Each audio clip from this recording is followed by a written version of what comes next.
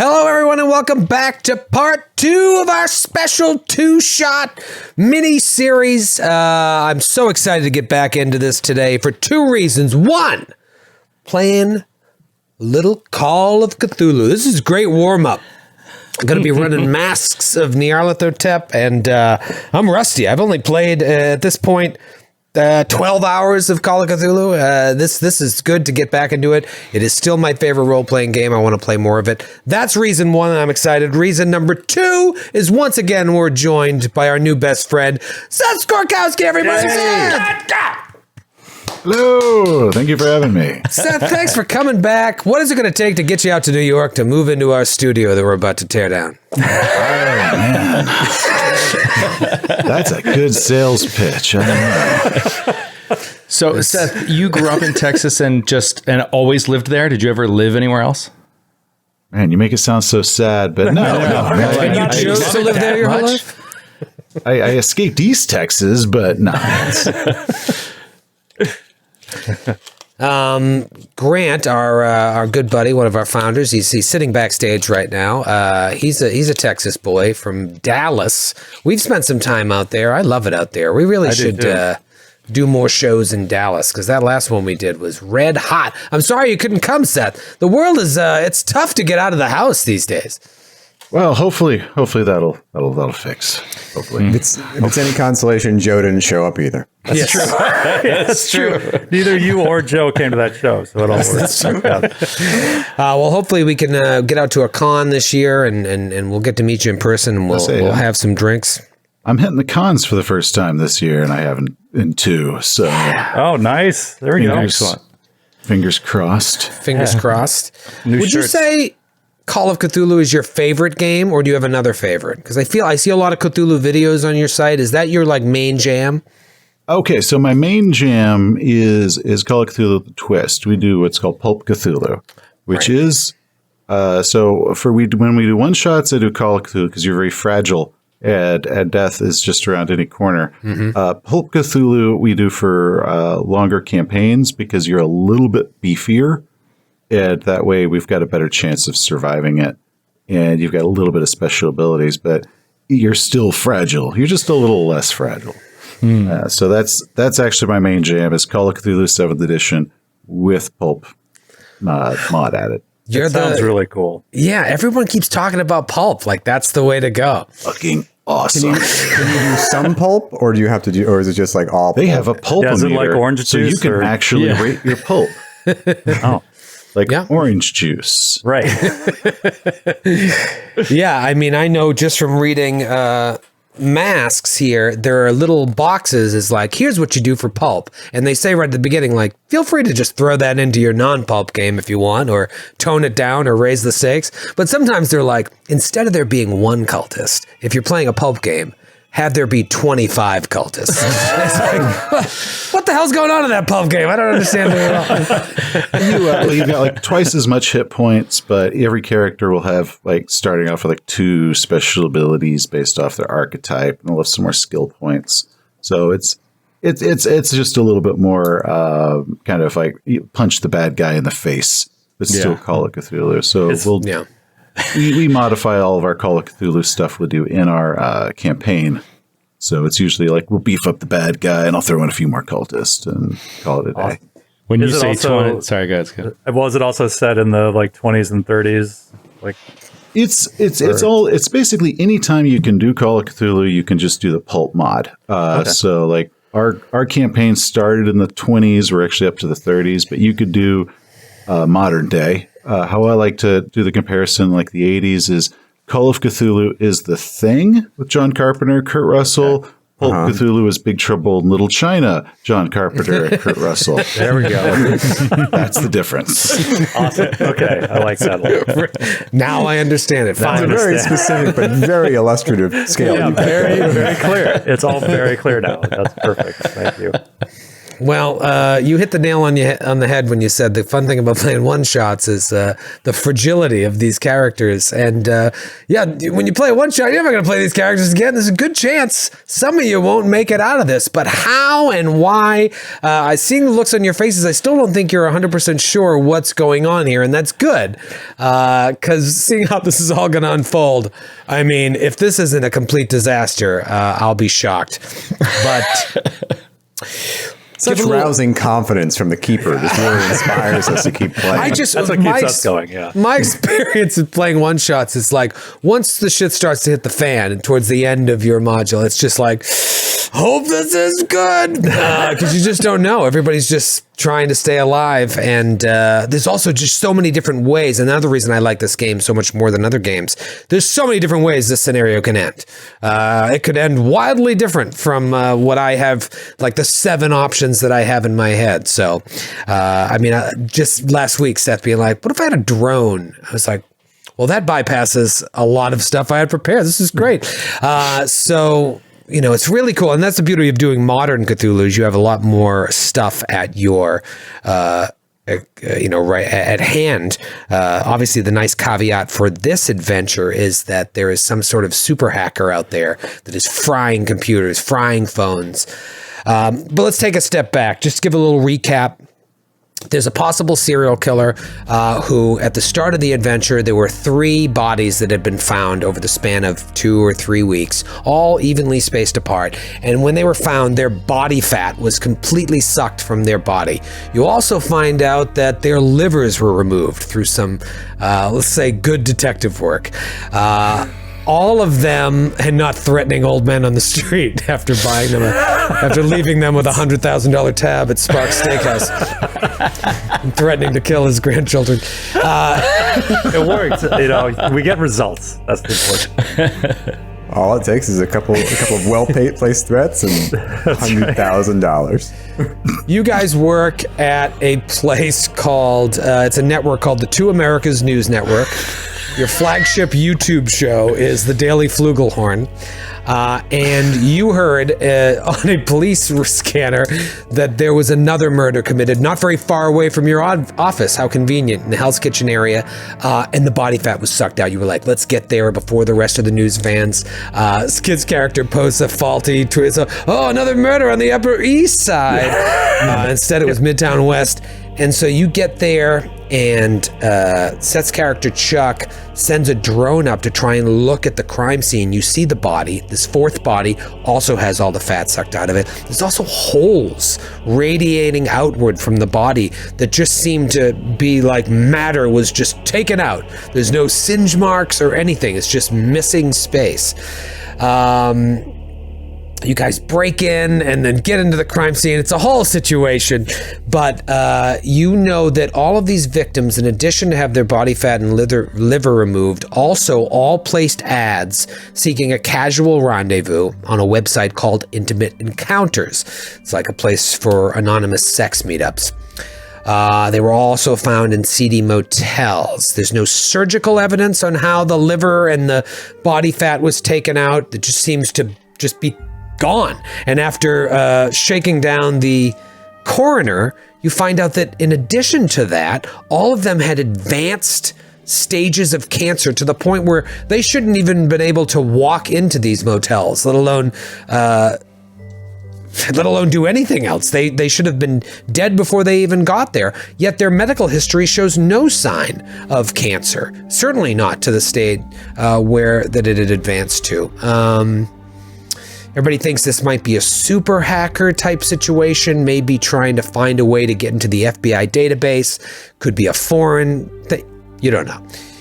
You talk to the coroner, find out more information. You go over to the offices of Intimate Encounters, posing as being interested in the owner, John Nord, and his sort of right-wing views on like, this is an attack this is a religious attack. And so you sneak in there to interview him, and you use this as an opportunity to hack into their computer database to find out more about the profiles of the victims. And the intern, played by Matthew, finds out information about the first victim and the last victim. and then also finds out that the last victim was set up a meeting with a man named Scott Parker. As you go to look at Scott Parker's information, the computer glitches out. You guys get out of there. And then we end this with you trying to go to Scott Parker's apartment to confront him and see what's going on. You get up there, there's no one home. You climb to the roof and down the fire escape. You break in, there's no one there. He's gone. You see a neighbor. He's like, yeah, he hasn't been back in a couple of days. Matthew's character goes on there, does Find My iPhone, and finds a blip saying Somerset Grove Industrial Park, deep, deep, deep in Flushing, Queens. As that happens, the computer glitches out and all of your cell phones glitch out. So whoever is doing this knows you're watching and knows you're hot on the trail. It was a terrible recap. I apologize. What do you guys want to do? That was an a okay very recap. thorough Covered most of everything. It felt like I was all over the place, but Well, this it whole was an adventure all over the place session. It really was. We were all over the place. Okay, I feel better. Thanks for making me feel better. What do you guys want to do? It just occurred to me listening to you do that recap. I was like, there were a lot of points when we could have just called our contact in the police department and just given him this information and let them handle this. No. But They would have Police- bungled it. Yeah, what are the police going to do? That's what Russ would say.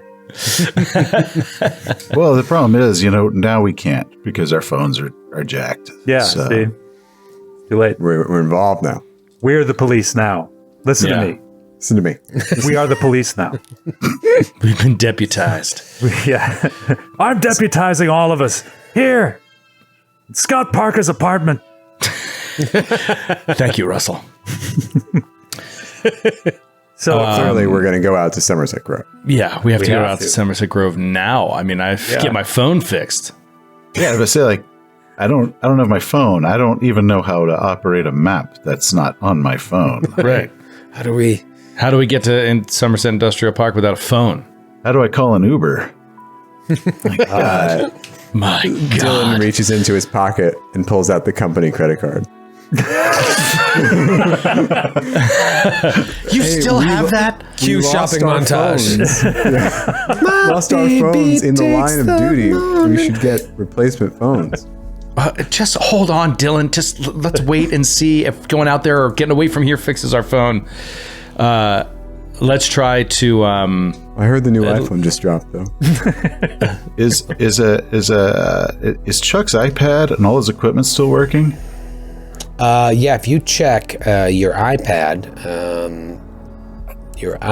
still works. Okay. Little Bessie still got a pulse. I'm gonna shut that off real fast. thank God little Bessie's all right.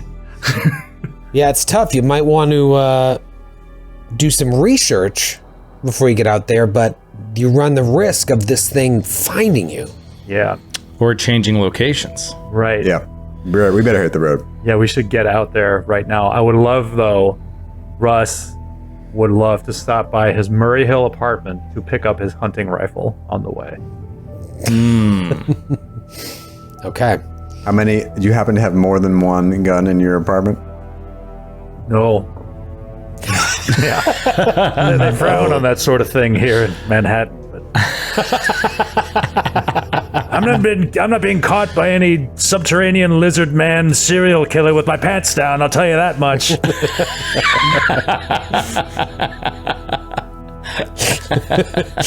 So you stop and you get your hunting rifle. Dylan, I think when Russ isn't there, I think he's being a little paranoid.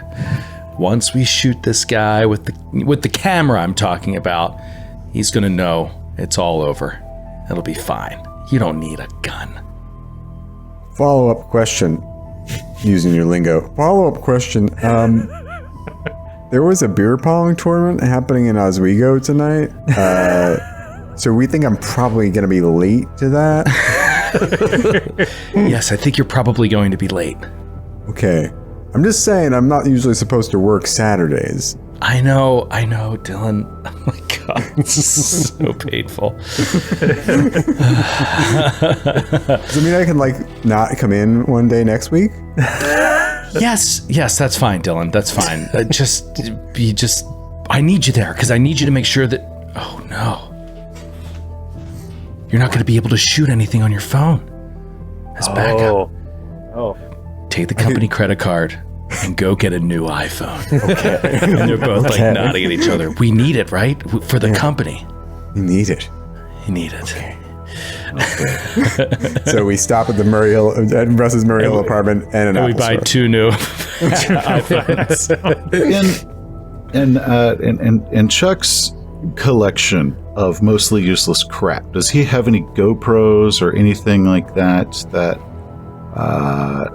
we can arm anyone else with? It's strapped to Dylan's forehead and send him in first as a sacrificial lamb. I saw where you're going with that. That's it. Yeah. Didn't say it aloud. I love it. Human camera / decoy. I love it. Yeah. We'll just send him in with like a GoPro on his head and a skateboard. Be like, I'm just filming myself in the industrial park.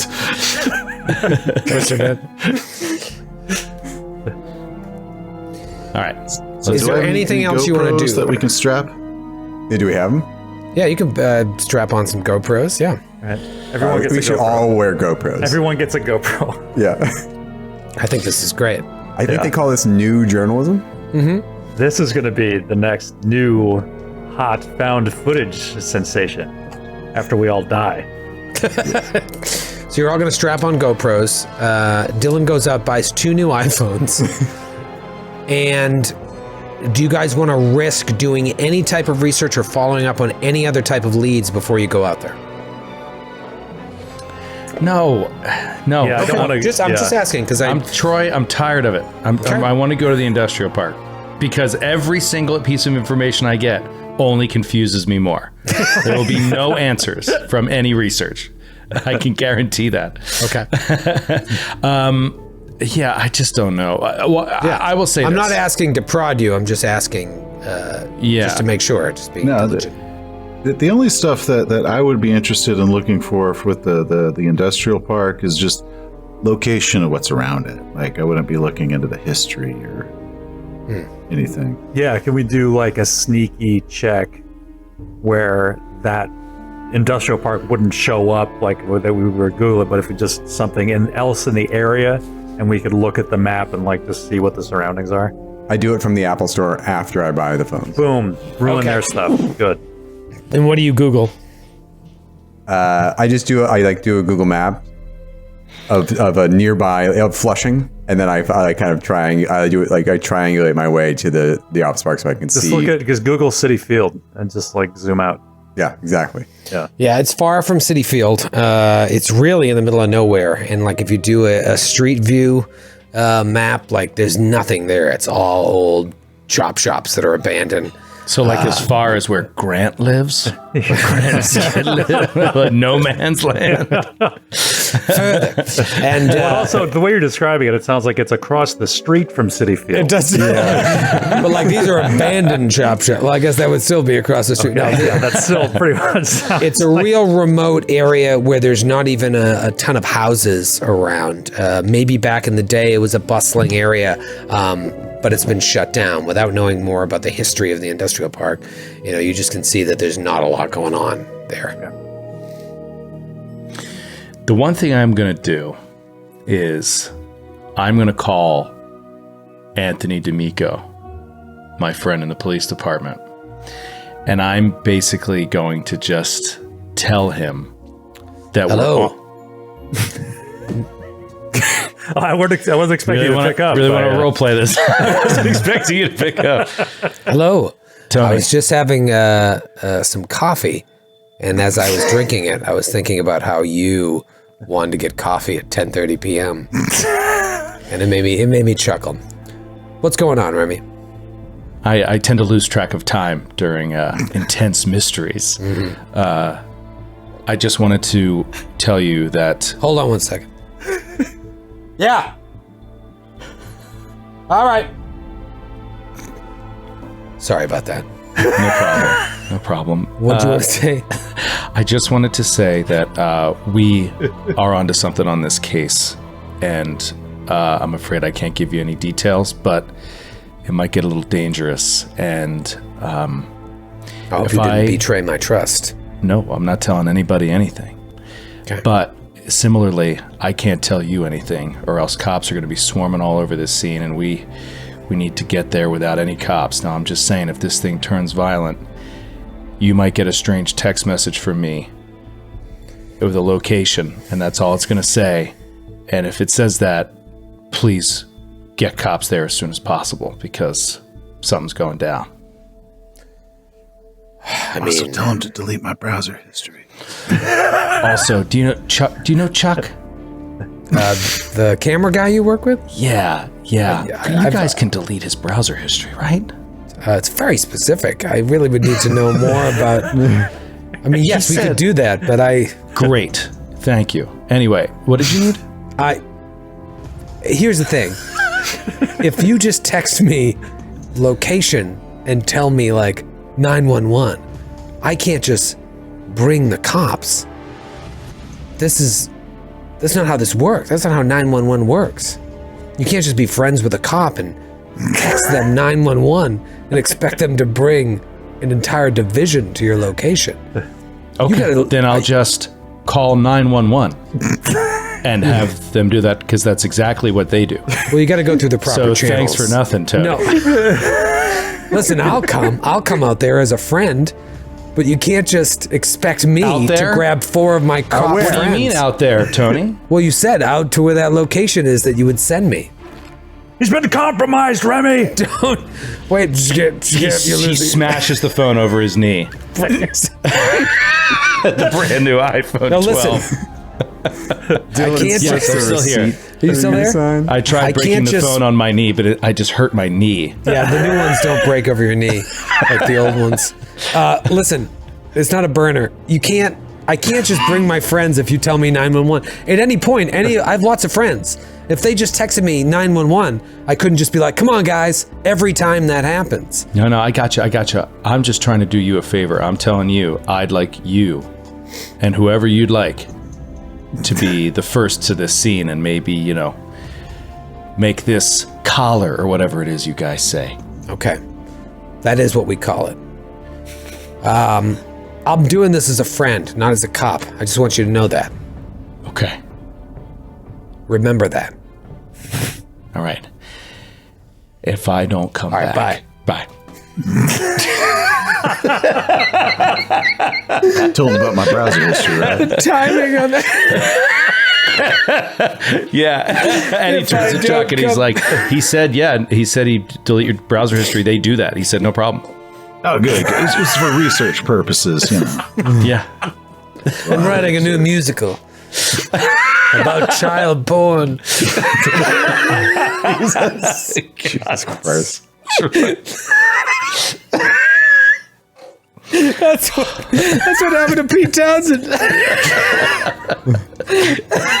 Happened to Pete Townsend? No, that's what they got him. All right, let's go to this industrial Okay, park. let's go to the industrial park. Let's go to the industrial Oh, God. Getting punchy. Do you notice that Dylan is wearing a new pair of very fancy God. sunglasses? Dylan, have you always had those sunglasses? What? Those sunglasses. I don't remember seeing those before. Oh, I just got them. Oh. Okay. Did those come with the iPhone? No, I went to a different store. You went to 2 stores. Yeah. You told me you couldn't even get lunch the other day. Oh, well, the company paid for it. The company Dylan, give me the card. What? Give me the I card, got- Dylan. Let me explain. I got the Columbia shirt so I would look more like a journalism student. And then I got the sunglasses so they can't see in my eyes. Dylan, just give me the card. Can I get some sunglasses too? Chuck.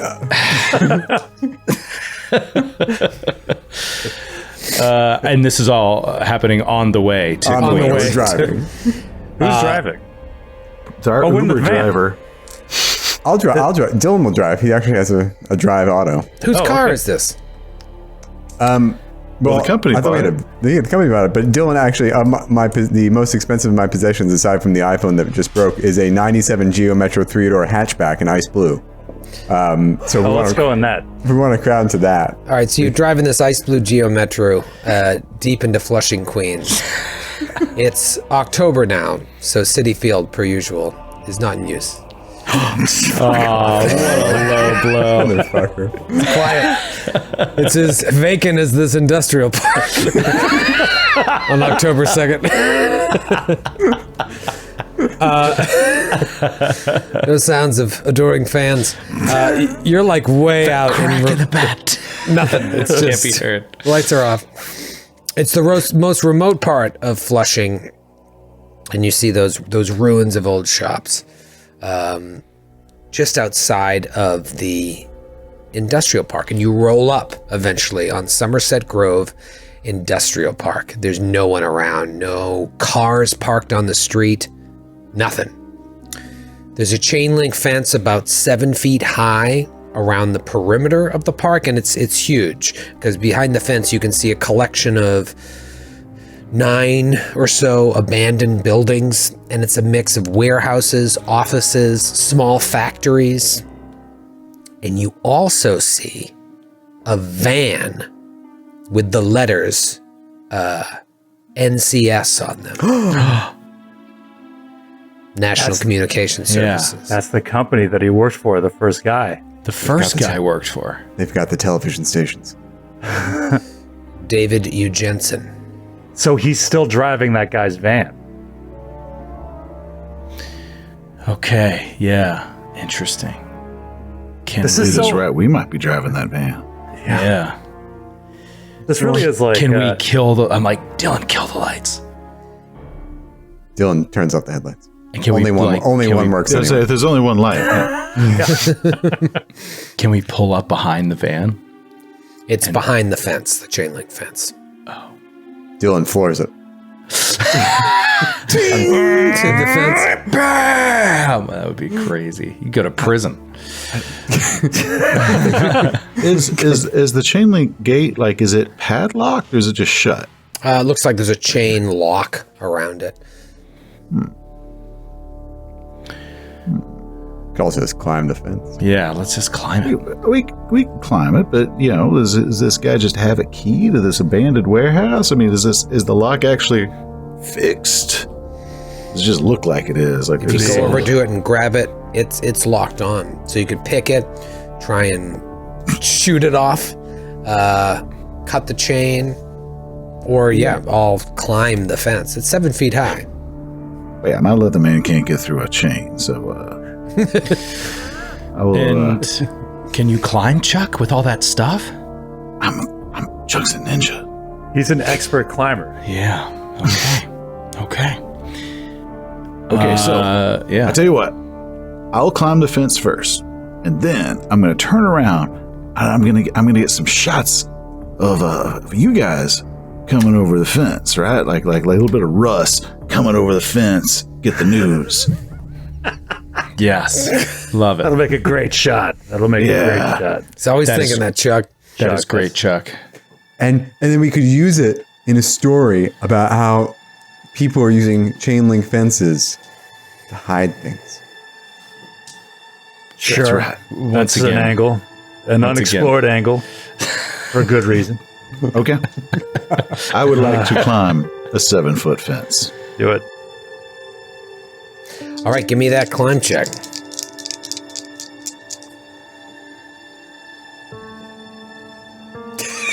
Oh no. No, Chuck, no. I did not fumble. Okay. That's the best I will say about it. Okay. I might need a boost. Chuck is like, it's unclimbable. Pull the car up next to it. I'll step onto the car. Oh, that's a good idea. Actually, if you guys wanted to pull the car up, I would say that gives you enough that all of you could flop over there. Yeah, Dylan, go get the car. Can we use his car? Oh, it's on just the we other side of the can't. fence. Yeah, if we could get that car working, we could probably just pick this lock. Just go get your car. No one has locksmith, right? You guys are a bunch of investigative Remy, can I get journalists. reimbursed for my miles? All right. I'll assume We'll it's talk a about yes. it later. Chuck. All right. Start rolling. Let's get all of this. Yeah. And don't stop shooting. And I want to go check out the van. All right, so I'll you also hop make over. sure I've got everybody's GoPros on. Yeah, I got the GoPro on my Oh, right. forehead. We all have GoPros on. Oh, this is This is terrifying. amazing. Oh, God. I want to see just the read. I want our images on this stream to just change to our footage with our names my underneath it, our character names underneath it. Oh, that's amazing. All right, so you all put on your GoPros. And Chuck's rolling, and you walk towards the van. Walk up, NCS, underneath in letters, National Communications Services. You know that this is where Eugene Davidson worked. Or excuse me, David U. Jensen. Eugene Worked. Davidson. That's great. And he was listed with them as currently on medical leave. He created his profile in Intimate Encounters the day that he was found dead on September 14th. Cable Snake 69. And he set up a meeting with the second victim. You start walking towards the van, and as you start to approach it, all of you get this sixth sense of wrongness in your stomach. The whole area feels like it's humming with electricity, and looking up, you see a cell phone tower, like coming out of one of the buildings, this large cellular tower. And there are blue-white sparks racing along the length of the tower. And then there's this, like, they'll race along, and then at the top, there'll be this, like, black spark that just, like, whoom, and disappears. So it, like, goes blue and white, and then this black whoom, and it just, that electricity in the air makes you all feel sick inside and like a little paranoid. You feel that psychological fear that you feel around electromagnetic pulses, maybe a little nausea and vertigo. Everybody give me a power check. Power. Interesting. All the days for me to leave my aluminum foil lined hat at home. I know, today was the day. I know. We should sell branded aluminum foil hats. Remy failed. They So did 71. Dylan. Hard success for Chuck. Hard success. Hard success for Russ as well. Okay. They are powerful men.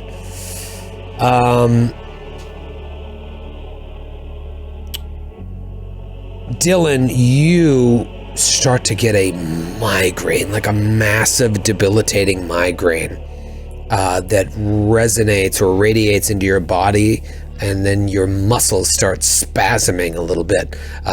You suffer 1 hit point of damage. Ooh. Oh, God. Oh, Jesus.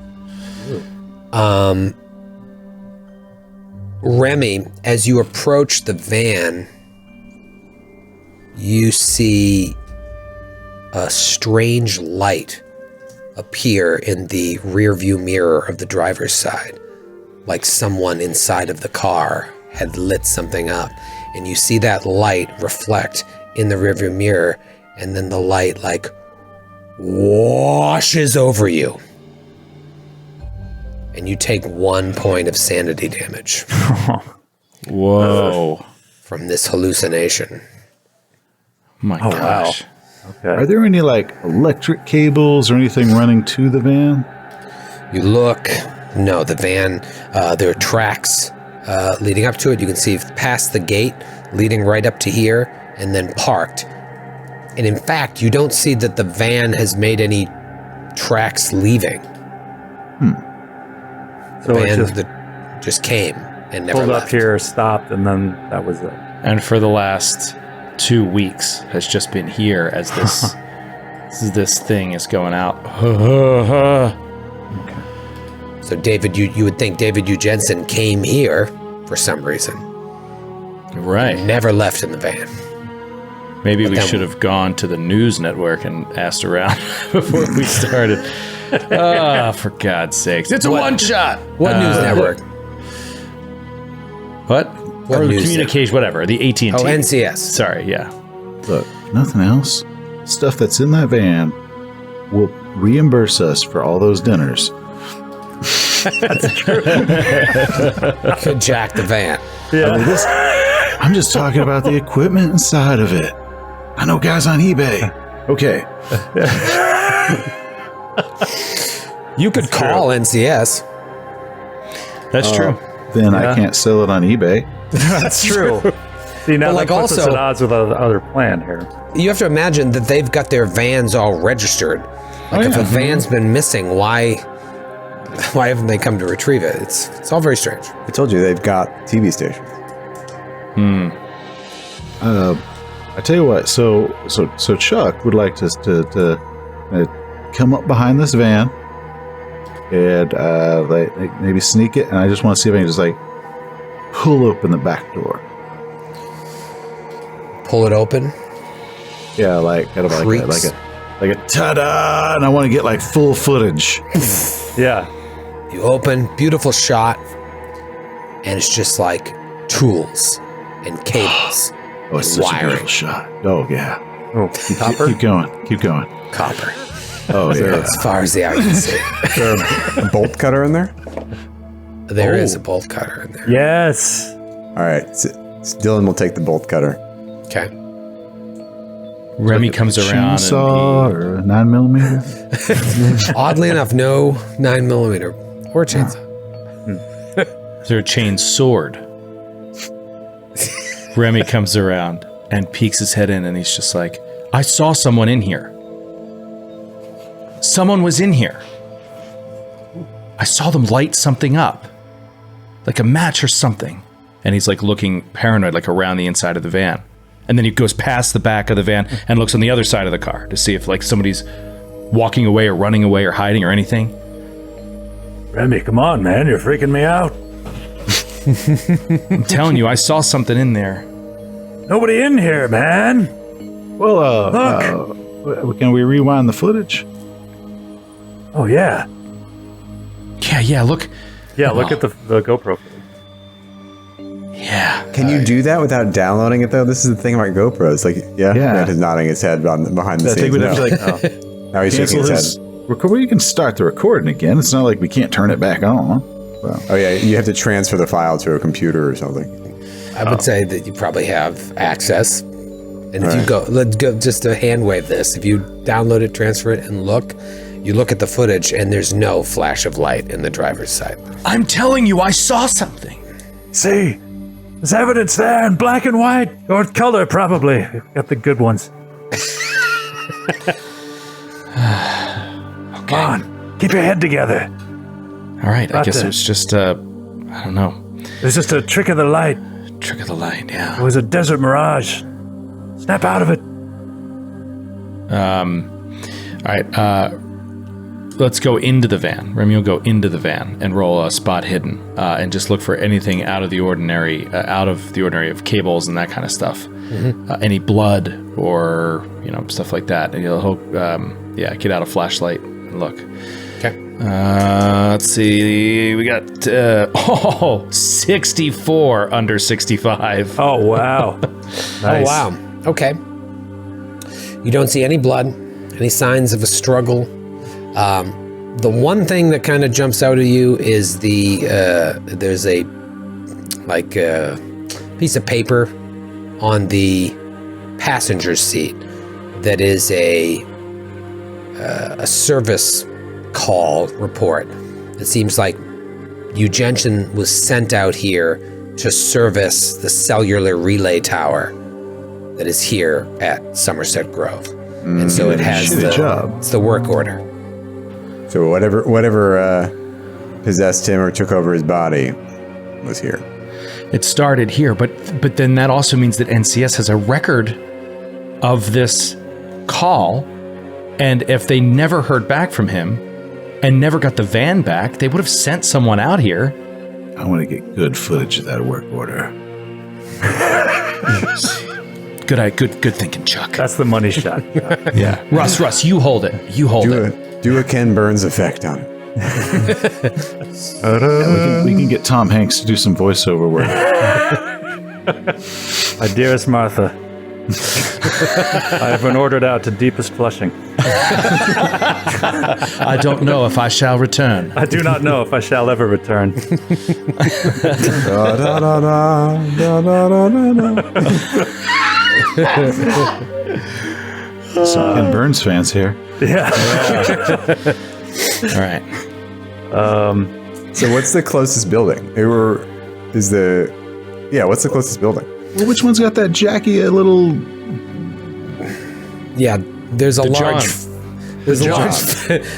factory that's kind of in the midway point of all of the buildings, and you see the towers coming out of one of the buildings of this factory. Oh man. Great. Okay. Yeah. I just want to look around for anything I could use as a weapon, as a basic blunt instrument. So, is there any like piping or anything like that in the truck? Wrench. Anything heavy and hard? Bolt cutters would be fine, for example, but like not ideal. Something that you could hold in one hand. There's lots of PVC pipe. Oh, that's fine. Well, it's Yeah. something. He's just getting a little punchy. Yeah. He's like, and he wants to grab something. Meanwhile, your boss has a hunting rifle. Which Yeah. get the intern to cut that chain with the lock on the end there, and then that's what you use. Oh yeah. Oh, you wrap Classic. the chain. Really good idea. Good idea. Warriors. Come on. Yeah. Dylan will cut the chain, then wrap his other hand in the chain. Dual wield. Oh my you go. god. So, what does everyone have for weapons right now? Obviously, Stu has a hunting rifle. Hunting rifle. Dylan has a chain, A bolt cutter. I'll give the chain. a to bolt Remy. cutter in one hand and a chain in the other. And Remy is going to pop open just under, he's going to open up from the back of the wheel well, the repair kit, and he's going to get out the tire iron, which I'm saying is in there for a road You think- repair. There you go. You think Dylan's Geo Metro has a repair kit? No, in the van. No, the van. Van yeah. does, yeah. Yeah. As a tire iron just in the event of a flat. So he'll take a tire iron. Does old Chuck have anything, or he's just filming? Okay, so Chuck, you know the gut instinct would be I would hit it with that camera, but I am not using my camera as a weapon. So I have a Leatherman. It's got a little blade. You got a little tiny blade on a leather man. What heroes? Oh man. No one's gonna mess okay. with us. So you roll up on that building that looks like the main building. It's large, but the tower is in the back portion of it. You don't see any other means of entrance that lead directly to the tower portion. So you go in the main door, or you go towards the main door, and you see right above it, it says Jackson Appliances. And there's like a picture of a microwave oven. You go inside? Yeah. Yes. You go inside, and it looks like a mix of corporate offices and a factory. So maybe they made microwave ovens, and this is where all their production took place, as well as their, the back end of their production facility, the corporate end. You're still feeling that sense of sickness in your stomach from that buzz of electricity in the air. When you walk in, there are delivery boxes all over the place, dozens of them. Some quite small, others huge, all kind of packed in a corner, and all in various states of being unopened. And now, in case I didn't make this clear, this park is abandoned. Like, no business has been in here for years. But these delivery boxes look freshly unopened. There's packing material, plastic sheeting, delivery invoices, all scattered all over the place. Oh whoa. What Can all? we? What all is on these invoices? Yeah. If you look at the invoices, it's like an odd mishmash of tools, large electronic devices, technical parts, computer components, wires, old vacuum tubes and like various large crystals. It's a real strange mix. And you also see on the floor, there's a trail in the dust, a thick dust, leading deeper into the building. Like something was dragged out of this room. Oh my god, this is so creepy. This is like E.T. Yeah. It's just missing a speaking spell. We should, and Dylan taps Remy. Should we let Russ do some talking? Yeah. Good idea. He's just white knuckled, gripping this tire iron, and he'll say, let's shoot a little in here, Russ. Start, going on about the conspiracy with the order and all that kind of stuff. Okay, yeah. So I'm unfolding all the lights. It's like, all right, yeah. Just get a bunch of good angles here. And he's like sweating like crazily so much. And it's like, all right, you ready? Count me down. And he's got the rifle. It's like, this is Russ Goldwater speaking to you from deepest Flushing. Hot on the trail, the lipo killer. Tell you what, we have information that he may be here in this abandoned auto, this factory, or whatever the hell it is. I'll tell you what, old Russ Goldwater, he doesn't sit still for this kind of thing. This is exactly the kind of evil. Yeah, he's doing this all in like a stage whisper. This is like the kind of evil that we've been fighting against on the network since day one. And he starts like taking his shirt off. He's just like, I'm not gonna stand still for this. And he takes his shirt off, his blood off. He's like, we're gonna find this guy. We're gonna bring him to justice. And he just starts like walking down the trail. Remy's wide-eyed, and he's like, in his head, he's like, this is phenomenal. He's like, he is a master.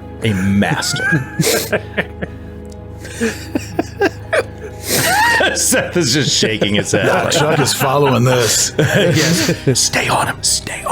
And so we're following you, Chuck, and following this trail. Chuck is not stopping shooting. Remy's right beside him with a tire iron walking. We're so stupid. Chuck has a Leatherman knife, a blade about 2 inches long. It's like 2.5. You see that as Chuck's lights begin to light up the back of the room, that trail in the dust of something being dragged ends at a large security door.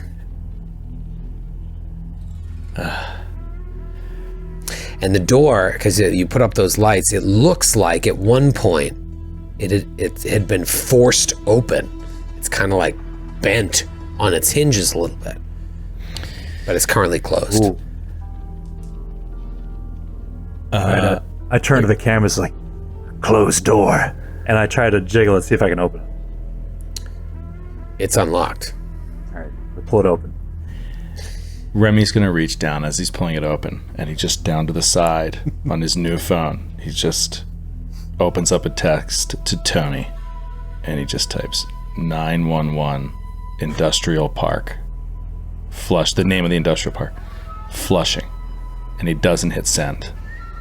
And he's just like hovering over it and waits for the door to open. You open the door, and as it passes past your face, Russell, all of you are immediately hit by an incredible stench of stinging, choking chemicals and raw sewage. Oh, It's what just like you have to is happening? The poop stank. avert your eye. You smell that shit, but there's also this chemical smell on top of it, but definite shit as well.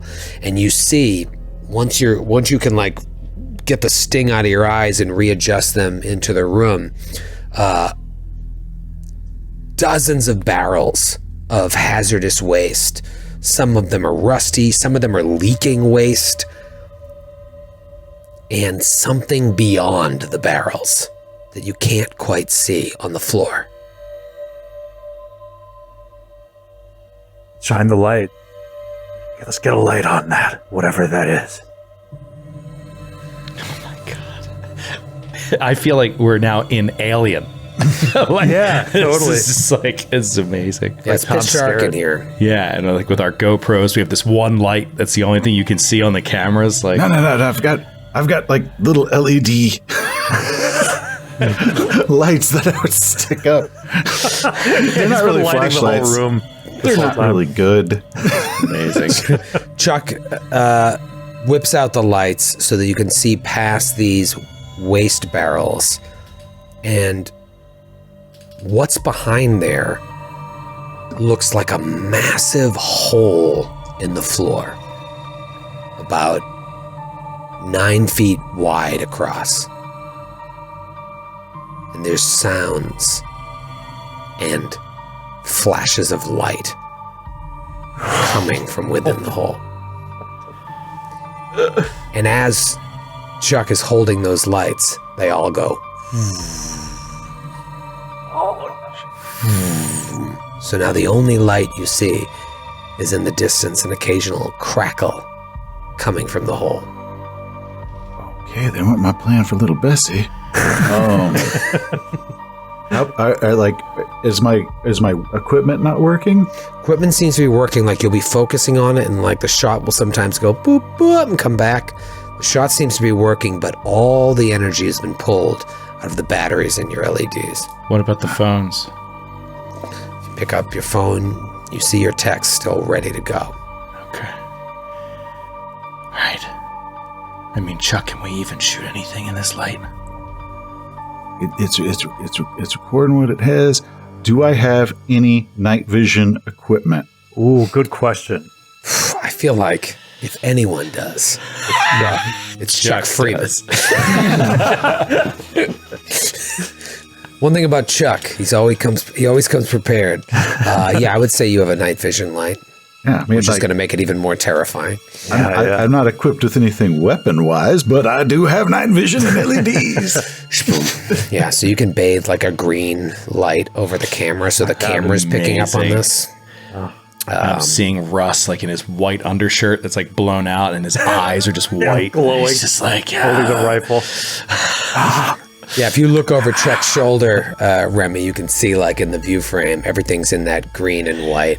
It gives me chills. This is so creepy right now. And then just How little flashes deep of light. is the hole? You can't, you guys are still far away from it. You got to move past the hazardous waste barrels to look inside. Okay. It looks about 9 feet across. You don't know the depth. Now, is there any markings on these hazardous waste things? Like, I mean, does it say like plutonium? Is it radiation waste? Does it say human body fat? Human body fat. Is it Fight It's Club? not. It's just hazardous chemicals from, most likely from manufacturing microwave ovens. Oh. Huh. So like uranium and asbestos, nothing. Right. Yeah, nothing that'll kill you. Nothing that'll kill you. Remy's gonna say, "Keep going, Russ. We got the shot. It looks good." All right. Stay on me. And he's like shaking and sweating. He's like, I'm coming to get you. You hear? And he's still like whispering, I'm coming to get you. You hear me, you sick fuck? And he's coming. And he's doing all of this to get back on CNBC. Exactly. This will get me back. This will get me back. This is what it takes. To prove to CNBC that he's not a reckless loose cannon Exactly. and is a level-headed news anchor. He's the best in the biz. It's really straight. Best in the biz. When Dylan puts this on his application after he's done with school, he will be blacklisted forever. I know. This is like the most useless internship like anyone could have. Yeah, his career sabotage. All right, let's move toward the hole. Move towards the hole. Moving in the hole. Skip. How deep is the hole? How deep is the hole? I really need to learn. You start to move towards it, and you start to hear more of those sounds that were indistinct. They're becoming slightly more distinct. It's kind of a whirring, this. You see these strange colors popping up from the hole at random intervals. And then all of you at the same time start to smell indescribable sense that none of you have ever experienced. Like a smell that you've never smelled before. Smell of a woman. In Chuck's case, the smell of a woman. In Chuck's case, the scent of a woman. The smell of soap. Hoorah! Hooah! You feel your Hooah! bowels loosening from the hum and the buzz of electricity, and then you get up towards the edge of the hole, and you look down, and you see a couple of things. Oh no. You realize that the whole hole in the floor opens into a huge septic tank that looks like it goes about 20 feet down. So the walls of the chamber, which is really a 40-foot square septic tank, they're all smeared with sludge of human waste. And down below, the floor is still covered in waste as well. Oh, man. But the smell of shit is overpowered by all these other smells that are like waking up parts of your brain that have never been used before. In the center of the tank is a massive machine, utterly alien in design. It is a combination of glowing crystals, spinning concentric metallic hoops, massive electrical condensers, various generators, banks of batteries, bundles of cables and wires, and multiple cross-angled emitters. The machine is running, and as it's running, these strange colored lights and bursts of spark seem to fly off of it, along with this otherworldly hum, which is shaking your insides. You see colors, and you smell smells, and you hear sounds, which do not exist in our reality. Everyone give me a sanity check. Oh no.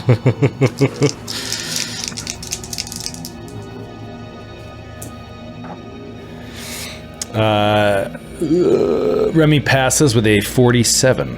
Okay. Dylan passes with a 50. Russ passes with a 19. Wow. And what? 100? A fumble? Oh my god. For Chuck? Chuck, hold it together! Chuck! Chuck! These dice will be retired in a few minutes. Oh my goodness. Okay, I did my scan of the rules before we started this, but does anything extra happen when you fumble on a sanity check? We usually just do maximum. Max, that makes sense. Okay. Oh boy. Whew. Couple of things are about to happen here. This is crazy town. So, I'm about to poop my tactical cargo pants. I think so. I'm about to poop my tactical cargos. Dylan, Remy, and Russell all lose 1 point of sanity for passing. Wow. man. Still lose. Chuck loses 6. Oh. So Chuck, I need an intelligence check to see if you're going to have a break right now. Okay, well, these are two different die. Good. Oh, we got tens. Okay, let's see. See, that is correct. Okay. Almost extreme, but definitely hard, which I didn't want. I should have used those 100 rolling dice. So, yeah, I understand what this means. Yeah, he fully understands the brunt of the situation. All right. This is going to manifest in... I want to give you a mania. Ooh. That you have to indulge in for just the immediate future. For D10 hours, is that right? Is that temperate? Well, where it's happening in the real time, it could just, I'll let you know when it's over. But the mania I'm going to give you is Some of these are stupid. Grecomania, obsession with Greece and the Greeks. I think that's only logical. Yeah, that just makes sense. Hey. You just hightail it out of there to Astoria. All right, how about methomania? A morbid craving for alcohol. Oh, Okay, yeah. that type of meth. Okay. So all of a sudden, Chuck, just for some reason, as you see this and it starts to shake you to your core, you need a drink. Bad. Okay. Okay. This thing is still humming and whirring, and your minds are all blown. What do you do?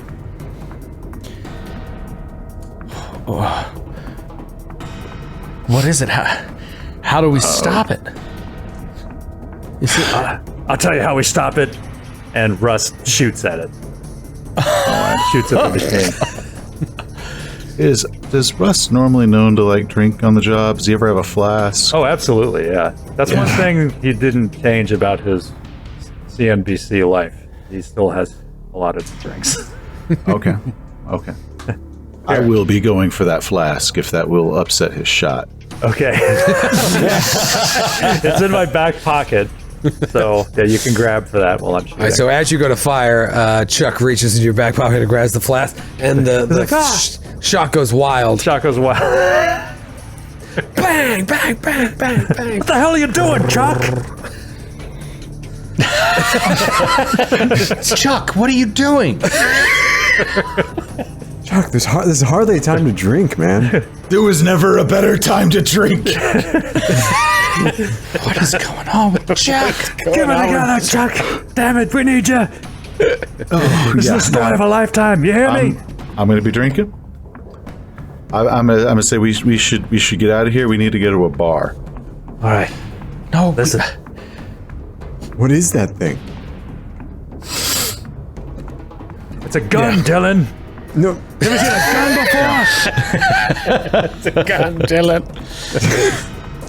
It's whatever they're using to shut off the communications, to kill the electronics. It's We should lower Russ down with his GoPro. And a bottle of Pappy Van Winkle. Bottle of Pappy.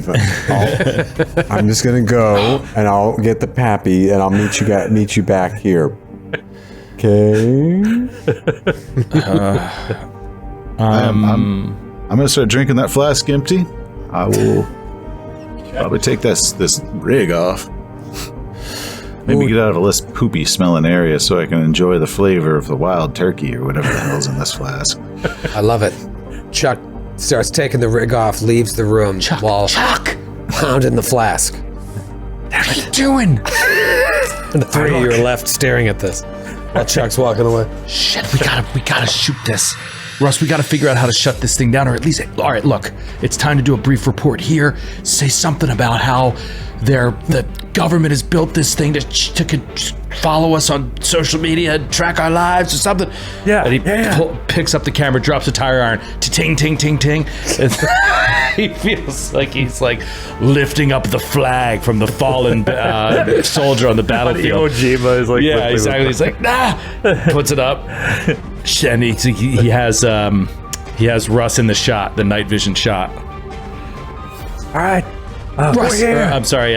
He just says real quick to Dylan. He's like, just can you go talk to Chuck and talk him back into coming back here? He's losing it. Nah, man, he should run. I'm with him. Oh God! All right, do it, Russ. Do it. All right. We're here, deep in the bowels of Flushing. Could see below me some sort of device that this killer has clearly been enlisted by the government to use to monitor our communications, our very minds. We're here to take him down. We're here to stop this madness from spreading any further. We're here for 2 Americas. And he salutes. And he takes another shot at the machine. And I'll move past Russ and put the camera directly into the scene below, and see if the shot does anything or whatever. You're filming as the shot goes in, and the bullet flies in, and you see it start to slow as it approaches the machine, and then just vaporize. Oh. Oh my god. Like time stopped it, and then ate it. Oh my god. Do any of you have engineering or physics or... I have biology. It's my science. Yeah. Wait. I have an idea. Isn't shit explosive? Like, isn't like manure? Isn't it always Thinking like... of fertilizer. Not Right. a septic tank. It's not the same? No. Well, You see the corn going down there, Dylan? he's holding a gun. Yeah. He's screaming at him. All right, look. All right, that was weird. We gotta go down there. What are you talking about? Look, that's the only can't go way we're down gonna there. get any answers. We gotta go down there. How? That bullet vaporized. Oh, right. All right. Can I look around and see if there's like a stairway down there? If there's like if this lower floor is supposed to be down there? If it's like a sub basement or something? Yeah, it looks like the septic tank, the entire top of it is just gone, and it's being used to house this machine. So there's no it's way a in. 20-foot drop, and you don't know how deep the sewage is, but you probably figure it's only a few inches. But it's a 20-foot drop in with no discernible way out. Yeah, this is beyond human comprehension, but if none of you have any like background in engineering or physics, you need somebody that can do that. Yeah. No. If we were able to lower ourselves down there, would we be able to avoid the what looked like the field that this thing is generating? If we could we get down there safely if we had a way down? It's hard to tell, but I think you'd know if all of a sudden a part of your body started to disappear. Sure. All right, let's get some of those cables. Make a rope. Oh, that's a good idea. I'll go down there. You can stay up here. Just make sure you get the shot. I'm kind of strong. I don't know. I know I don't look like it, but I can belay you. All right. I'm kind of an amateur climber. All right, Chuck. If you'll go down there, I'll shoot it. He's looking around like, what the hell is happening? Chuck right now is digging through all those delivery boxes trying to see if there was any booze. Are there any drizzly boxes in here? All right, so you guys want to lower yourselves in? Yep. Yeah, we'll tie Russ to a cable and then try to wrap it around like a beam or something to give it some whatever Anchor it, basically. Yeah, anchor and transition the weight a little bit, and then we'll let it slip around this column as we lower him, as Dylan lowers him down. This takes a little bit of time as you're trying to do it in a way that's safe, so you don't just drop him in there without knowing if he's going to end up exactly like that bullet. So you start to fashion that. 10-15 minutes go by, and you feel like, all right, let's lower him down. And you start to lower him into the hole. Meanwhile, Chuck is rooting through these boxes just with this voracious need for booze. And looking out the doorway back to where you guys came in, you see another truck pull up. Oh. And it pulls up to the front gate, and a guy gets out, and he looks at the chain being broken. You see him pick it up, and that's strange, and he just pushes the gates open, and then he drives his van in. It's a normal-looking blue van. He parks it near what's your car again, Matthew? A Geo Metro. Parks it near the Geo Metro. You see him walk over to the Geo Metro, look inside, look at the NCS van, and start walking towards you, Chuck. Walking in the direction of your building. Oh. Does he fit the description of Scott Park? Yeah. Does he have any alcohol? More importantly, That'll be how I want to do this. So like, hey, It's got 2 handles of vodka. do you have anything to drink? No, man. Who are you? I'm Chuck. You want to go to a bar? No, I don't want to go to a bar. What are you doing here, man? I just got called by NCS. There's some disturbance. There was some like blip in the system that I have to come look Is that out. your van? That your van? No, I just do some freelance engineer work for them. What do you do? Do you work for NCS? Is that your van? Oh, well, I was hoping it'd be, but no, it ain't my van. But you know where a bar is around here? Maybe a liquor store or something like that. Yeah. This bar is down this. But can I just need to go check out what's going on with the cell phone tower. I tell you what. I'll buy you the first drink.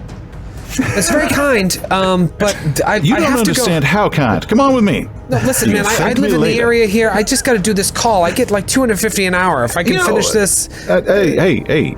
You get paid that much an hour, you can afford to have a drink on the job. Come on, this is a favor. And This is he's a looking favor at to him you. like there's something wrong with this guy. And he zips past him, and walks past the boxes, looks at the security door, and sees that it's all broken on its hinges. Opens it, walks in, and sees Remy and Dylan holding a rope. Made out of cables. Made out of cables. To which Russell is halfway. He's like, "What the fuck is going on here?"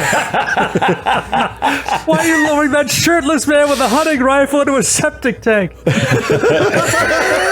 You put it like that, it sounds crazy. Well, now it sounds crazy. Who the fuck are you guys? Who are you? What do you mean, who am I? My name's Jeremy.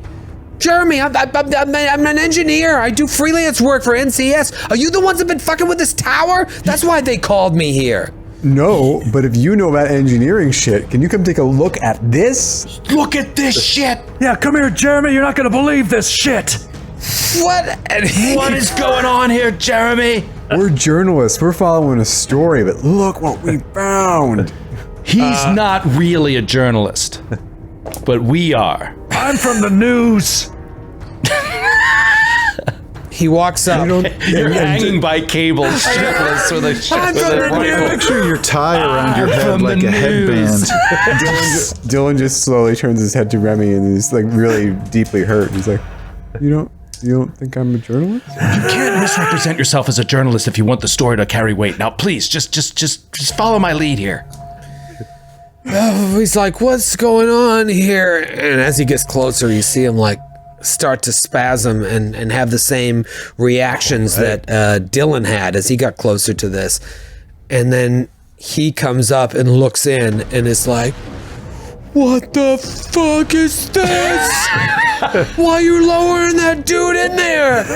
I don't even know. And he looks at it and he's like, This is working with physics that haven't even been discovered yet, man. Whatever this is, it's not complete. They're still working on it. Whoever's working on it, but it's almost done. And it seems like this thing is building and storing an incredible amount of power that is going to be discharged once it's complete. But when that happens, man, that's going to cause a devastating explosion with a radius of at least a couple miles. Everyone within a couple miles will be vaporized if this thing comes to completion. But check it out. This isn't a bomb. Somebody isn't making a bomb here because there's way easier ways to make a bomb that could wipe out an area that size. This is something completely different. And he starts shitting himself. He's just like... He starts shitting himself and drooling. He pulls a glass cannon nation fumble. I warned him. And he's like, you gotta reverse engineer this man or damage it somehow. Oh God! And he just like crumbles to the ground and starts sucking his thumb. Russ, get down there and figure it out. All right, lower me. You lower him down lower. You lower him down lower, and Russ, you get down there, and you're just looking at alien technology. If you would hear Jeremy talking before he pooped himself and went fetal, you know that this is stuff that it hasn't even been discovered yet. In fact, if this could be captured and brought to American scientists, it could move the world years forward in terms of advancement. But if what Jeremy said is true, and this thing gets completed, it will wipe out everything within a 2-mile radius. Now, here's the good news. There's not a ton within that radius, except you guys. And City Field. And City Field. And City Field. No, City Field's just out of the radius. Okay. But How far was the closest bar?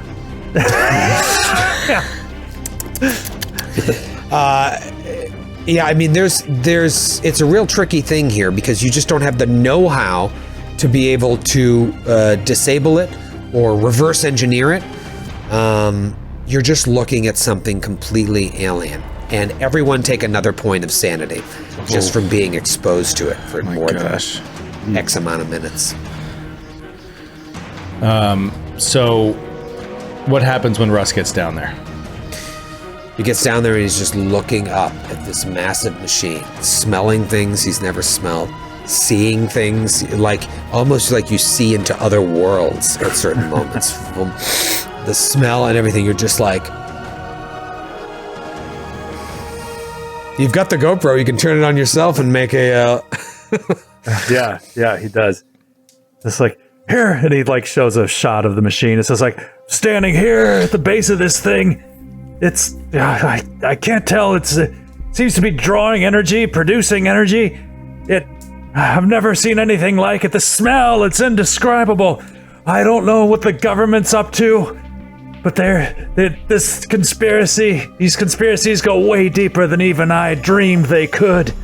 I'm gonna try to figure out a way to disable this thing and maybe save New York City. He puts it back on his head, and he's gonna just search around, see if maybe it's plugged into a wall. All right, so you start searching around. Meanwhile, Chuck, your desire for alcohol starts to wane slightly. Your phobia is dissipating, and you feel like you're coming to yourself a little bit more, but you smell something quite strange outside. Okay. Well, I was kind of picturing I was probably heading my way to the bar.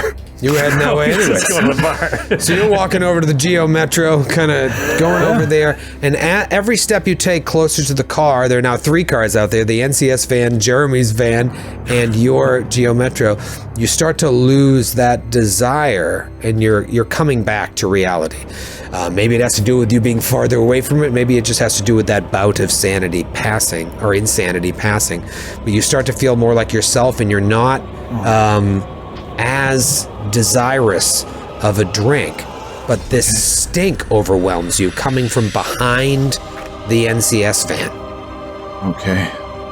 Now I've got a fear that I've let those idiots with my Panasonic. But let me. What was I thinking?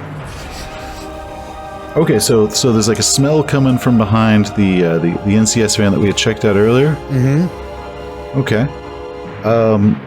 I'm also, I want to go there anyway because I want to see what tools they have because of the device. So I'm going to go to that van no matter what. Yeah.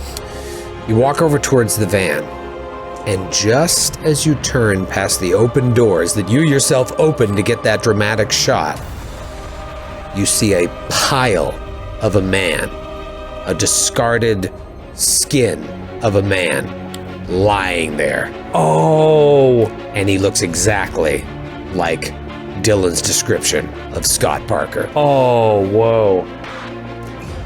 Meanwhile, back as Russ is desperately looking for an off switch or some type of switch,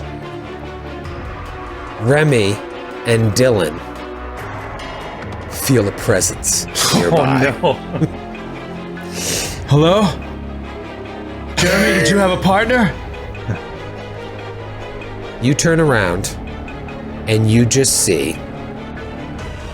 it almost has the shape of a body, but it's just blackness standing there over you, and it reaches out to attack. Oh my God. Oh no. So there is this pure black dark entity, and it reaches out to attack you both. Let's go with initiative here, which is based on your dexterity. So what is everyone's dexterity?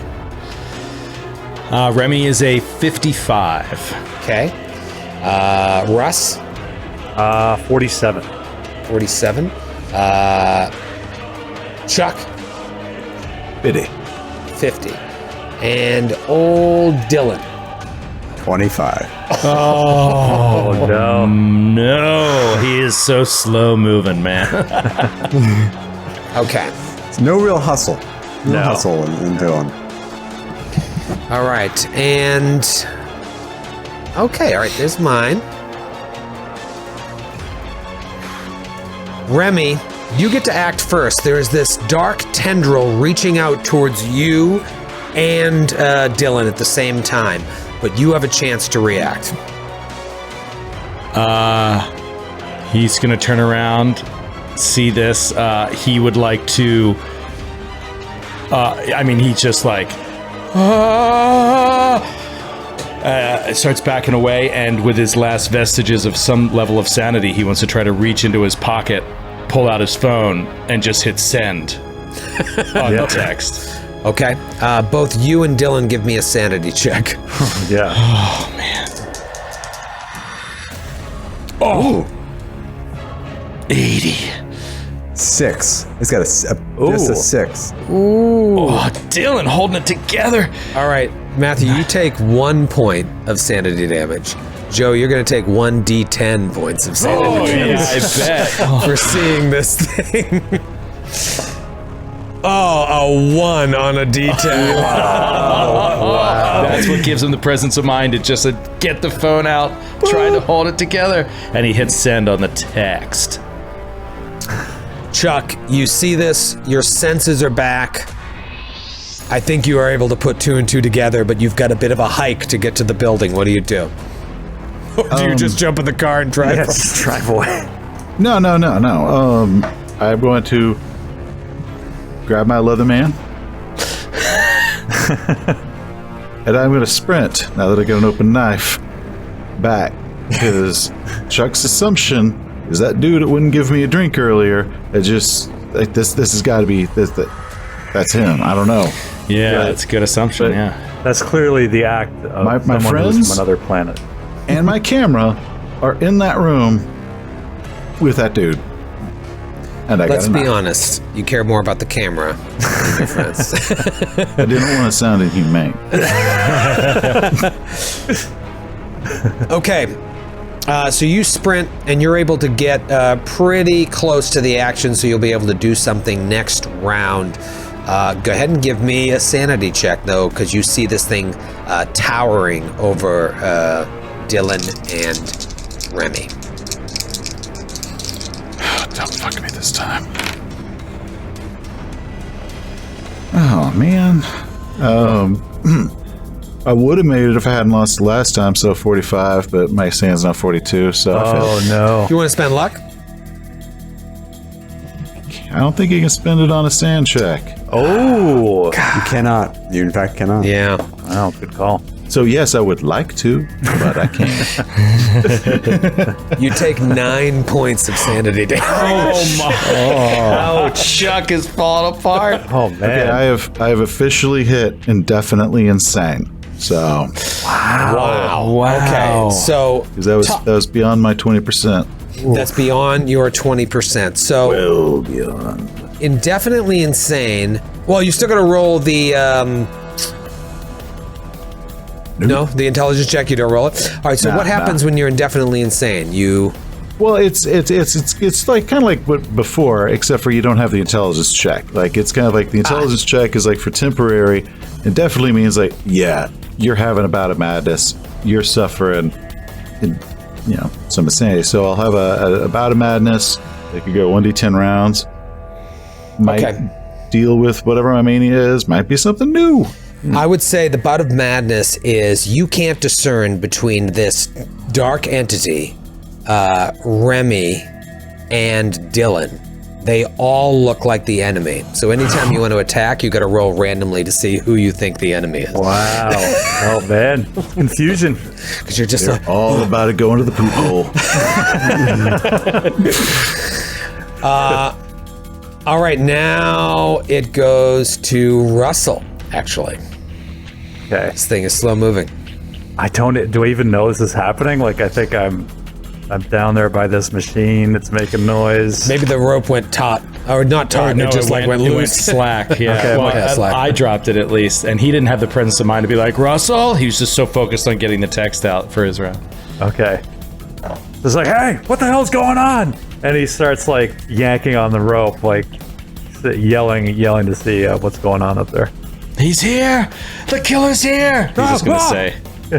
Russell starts like trying to climb up the rope. He slings the rifle over his back, and he's just like climbing up the cable like as hard as he can, huffing and sweating. He'll never get there. Do you have a climb check at all? Do you have any skill I have the points? standard 20%. Okay, well give it a whirl. See what happens. 66. So he's just like, his feet are scraping down the sides of this shit tank, trying to pull himself up. But both of you see the rope being pulled like he's trying to get up. Maybe you'll do something about it, maybe not. Okay. It is the creature's turn. And the creature will reach out with a tendril towards Remy. And it gets 2 attacks. It will also reach out with a tendril towards, what's your name? Dylan. I'm so bad with these names. Now, you have options here. You can attempt to dodge, or fight back, or do nothing. Oh, Dylan's going to fight back. Okay, so the highest level of success wins. On a draw, I win. And if we both fail, nothing happens. So let's roll. What are you fighting back with? Can we say I still have the bolt Chain? cutter? Yeah. Oh, the bolt cutter. I just try to take a swing or try to like stab him with it. Stab with the bolt cutter? Sure. Yeah. Yeah, what are you going to use? What skill are you going to use? Fighting brawl. Fighting brawl? Okay. You roll yours, I'll roll mine. Hoo-hoo. Hee-hee. Not only did I fail, I rolled an 86. Oh. I succeeded. So here's what happens. This tendril of energy reaches out to grab you, and it rips through your arm, and parts of your arm completely disappear. Oh, jeez. And you lose 2 points of size. Oh. Whoa. What? Okay. What? It's just gone forever. That part of your body. It's just dematerialized. And you lose 2 points of size. When you lose half of your size, you are incapacitated. If you go down to 0 size, Do I have to roll another sanity check for that? you no That longer sounds exist. Oh no, ridiculous. you'll be dead soon. Joe, do you want to dodge, fight back, or do nothing? I'm going to say dodge because he only has the phone in his hand at the moment. Say that's the smart move. All right, dodge. If I get a higher level of success, I still hit. But if we both draw, then you don't take any damage. You dodge out of the way. So, what do you do? You're just rolling your dodge. Dodge is just brawl, right? Yeah. No, it's dodge. Oh, right. I'm Yeah, sorry. dodge. Tell me what you rolled. I rolled a 81. Oh, no. God, come on. Well, I failed my attack as well. So the tendril just lashes out past you and does not hit. Okay. Okay, that is the creature's turn. Now it is Dylan's turn. Okay, Dylan is going to, after losing parts of his arm, he's like, and then he's just going to try again just to run the bolt cutter right into the guts of this thing. So I'm going to roll brawl, a fighting brawl. Okay. Okay, I get it. 30. That is a hard success. That is a hard success. Okay, it will attempt to dodge. Dylan is like a renowned martial artist. With no dexterity. He has no great dexterity, but he's a bit of a brawler. I go to dodge with an extreme success. So where you go to stab, the body no longer exists, and then it reforms right where you tried to stab. It's so scary. And I dropped the cable. I had to drop. I'm assuming I had to drop the cable to The cable's stab. been dropped, so you just see it It's like I fall, like Russell falls in the shit on his back, like he falls into this puddle of feces. Okay, Remy, it comes back to you. You've seen what this thing can do. It almost just took a piece of you. What do you do? He is going to try to get Russ out of there, for the moment. At least Russ has got a gun, and maybe if he can try to get him up over the lip, he can take a shot at this thing or something. So I'll grab a cable, and I'll try to grab a cable, move away from the creature, like while pulling up on it at the same time, just to see if I can help Russ get up. Help get Russ back into the action. Okay, so you pull away and try to get Russ up. And it is Chuck's turn. Chuck, you're now here and you see this. You can't tell where the enemy is. And they all look like these monsters to me. Mm-hmm. Okay, I knew I shouldn't have left them. So, what I want to do, you said there's these barrels, right? Yes, barrels of waste everywhere. Okay, can I get any of them over on the side? I actually want to try to bowl a barrel and like literally knock one of them into this hole with a 50-gallon drum of feces and asbestos. I like it. What do we think here? Maybe just a strength check? Just to push it over and push it in that direction? Yeah, that works for me. Okay.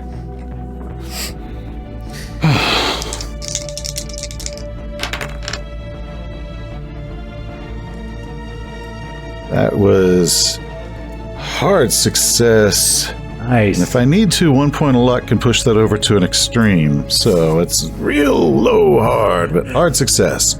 Now, who are you attacking? Whichever one I think I can bowl into. They're all bad. Yeah. They're all bad. All of them. If I can get a twofer, I'll take a twofer. All right, well, give me a D6 roll. And we'll say 1, 2 is Remy, 3, 4 is it barrels into Dylan, and then 5, 6 it hits the creature. That would be a 4. Oh no! Oh no! Poor Dylan. Oh no, Dylan! Dylan's barrel just comes and boom, plows into you, and you take 1 hit point of damage as the chemicals sear your skin. Oh yeah, did I take any hit point damage from when the monster bit me? Or No, I it just took your size. size? Yeah. So You weird. took 1 point of hit point damage when the buzzing bothered you when you came in, but yeah, this thing is just disintegrating you. It is pure dark matter. Let's keep moving now. It is Russ's turn. Russ, you've got some help here from your buddy. He's aiding you, trying to pull it up. Let's say that gives you another, you know what? Let's say that gives you a bonus die if you want to try another climb check. So you roll the 10's number twice and take the better. This is you, Skid. Oh, sorry. What? Yeah. I'm sorry. Where Remy is trying to pull you up, I'm going to give you a bonus die. So you roll the 10's die twice and take the better Okay. of the two. Sounds good. 03. Oh, extreme! Extreme Cthulhu. He's sweating. He's like covered in shit.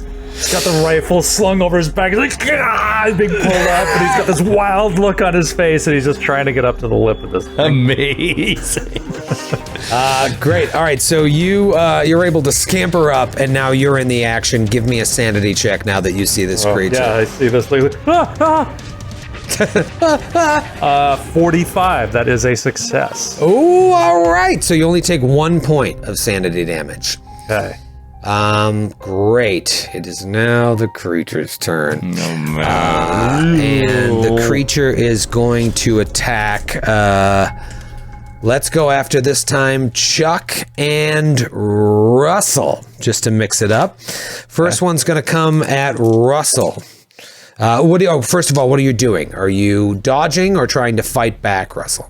I think I'm like just like coming over the lip of this thing, so I don't think I guess maybe I can dodge. Okay. You can also do nothing, but dodge at least gives you a chance to not get hit. Does that do I sacrifice my next Nope. turn? Okay. Then I'll, No, it's really just there's a little more risk reward with fight back. But if you have a decent enough dodge, you might just get out of the way. Okay. Probably won't get this anyway. Oh, I do. 13. And I You're 23. failed to attack you. So you dodge out of the way of this thing, and then it comes at poor Chuck, who doesn't know who's the bad guy. Chuck, what are you doing? Dodging or fighting back? Okay. I would put points into dodge, but I'm fucking crazy right now, so I'm going to fight back. Oh, you're going to fight back! Oh, And no. I didn't put any points into my brawl, so this is going to be terrible. Chuck.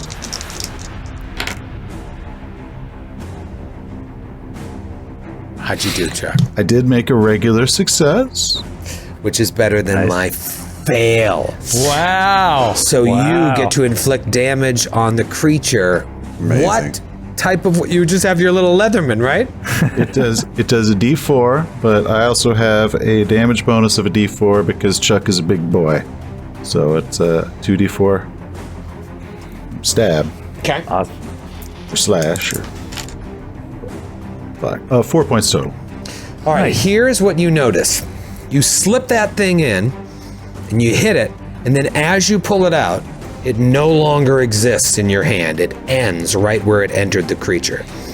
So you definitely hurt it, but your weapon was disintegrated the minute it went inside of it. Oh, whoa. $80 leather man. Oh, no. it's a You're $40 Leatherman. Oh, no. Yeah, you stick it in, and a piece of whatever it is disappears, but the Leatherman is now gone from where it went into the creature. Damn. Okay. It is now Dylan's turn. Okay. Dylan is gonna try to hit the creature again Okay. with the bolt cutter. All right, we'll do another brawl. Okay, that is a 10, an extreme success. Extreme success, and I failed to dodge. Nice. So you hit with the bolt cutters, and the same exact thing happens that happened with Chuck. You hit it, you do some sort of damage, and you pull the bolt cutters back, and you're just holding the handles of the bolt cutter. It's gone inside of the creature. But I do some damage. You do some damage, yes. Do I get any kind of bonus damage with the bolt cutters? I normally get a plus 1d4 because of my size, but I will tell you this, it's not doing the damage of the weapon. It's just absorbing what you're putting into it, and it's taking damage based on the absorption. okay. So do you want me to roll damage or nah? No, give me an idea roll. Okay. Just a 1d100 roll. Well, no, you should have a stat idea, right? Or no? I think it's Just intelligence. Oh, it's just intelligence. Intelligence roll. Yeah. Oh, 24. Under 24. 45. You feel like it's just engulfing whatever you try to attack it with. And it's taking damage based on that. So the larger things you try to attack it with, the more damage it could take. Oh, run another barrel at it. The barrel was a the great barrel is idea. a great idea. Okay. But the crazy person threw it out.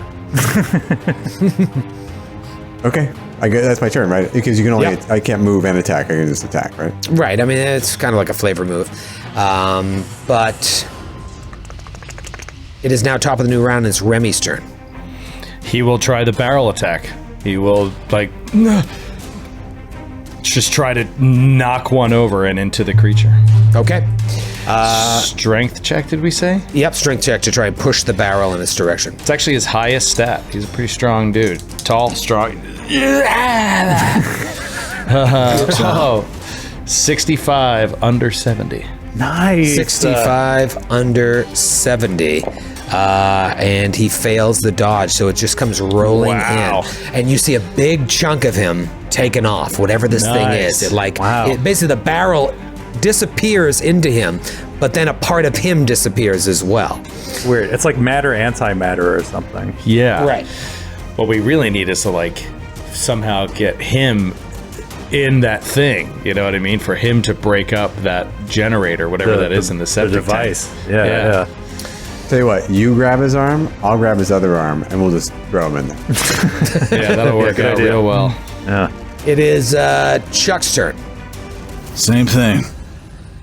If I can Same figure thing. out which one it was that ate my leather man, I'll go for that one. Otherwise, I'll just go for one of them. Okay. Same thing. A 5-6 hits the creature. 1-2 hits Remy. Okay. 3-4 Let me see Dylan. if so hard success. Maybe. Got you need a 5-6. Come on. Go 4 again. Dylan. Oh, the intern. You're like Donkey Kong. Just blah, another barrel smashes into you. Chuck, what are you doing? So Dylan, that's another hit point. You're down 3 HP since you came into this industrial park. Yeah, it's not the best decision Dylan ever made. No.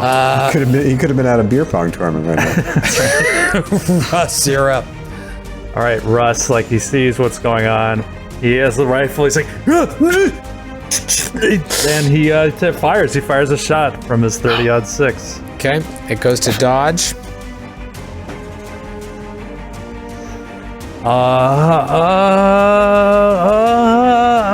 Yes. Okay, that is a regular success. 3245. 3245. That is a hit. Nice. So you just boom with the shotgun, and it's not able to dodge out of the way. It eats those bullets. The bullets disappear, but then a piece of him or it disappears as well. Okay. It is now its turn, and it moves right up to you to try and engulf you, Russ. No, This is a new attack. it's a big job. I'm really torn here. Losing Russ would definitely hurt our chances, which would hurt the world's chances. But at the same time, maybe the world would be a better place without Russ. Yeah, Russ is doing a lot of damage. Oh, well, you're shooting with a gun. world. Actually, I can't dodge, so that's just automatic hit. You can't dodge or Yeah, I fight didn't know back. if it was the creature had some Against freakish fire. ability to just like wall. I failed the roll anyways. Russ is about to end on some great television. Covered in all poop being and captured shirtless with right this now. rifle. I know, Oh, he looks amazing. This is some Emmy Award winning. I mean, Throw your GoPro down so it captures the footage when you die. How could I do? Do you want to try and dodge here? Yes. Okay, you try to dodge. I'm going to try and engulf you.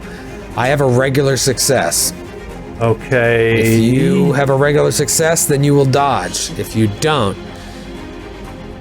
and you're gonna dodge. Oh, I failed. you fail. Okay.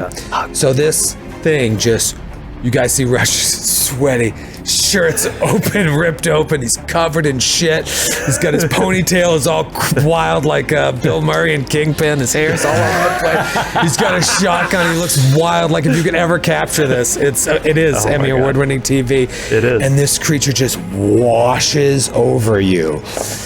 And you take 7 points of size damage. Size damage? so strange. What is your Horrible size? way to lose weight. I'm at 70. 70. Okay, great. So Yeah. it's going to take a while to get you to 35, in which you would be incapacitated. Oh, so this is like what liposuction thing. This is like what it would do to these people. Yeah. Yeah, it's just okay. you're wasting away as it does that. Part of you is just wasting away. So you look at him and he looks completely. He actually looks like he looks a little bit better, but a piece of you is being sucked away. Yeah. Oh, that's crazy. That's really... Is he healing himself with every bit of life he takes from us? You know what's funny is every time he does that, it looks like it's weakening him.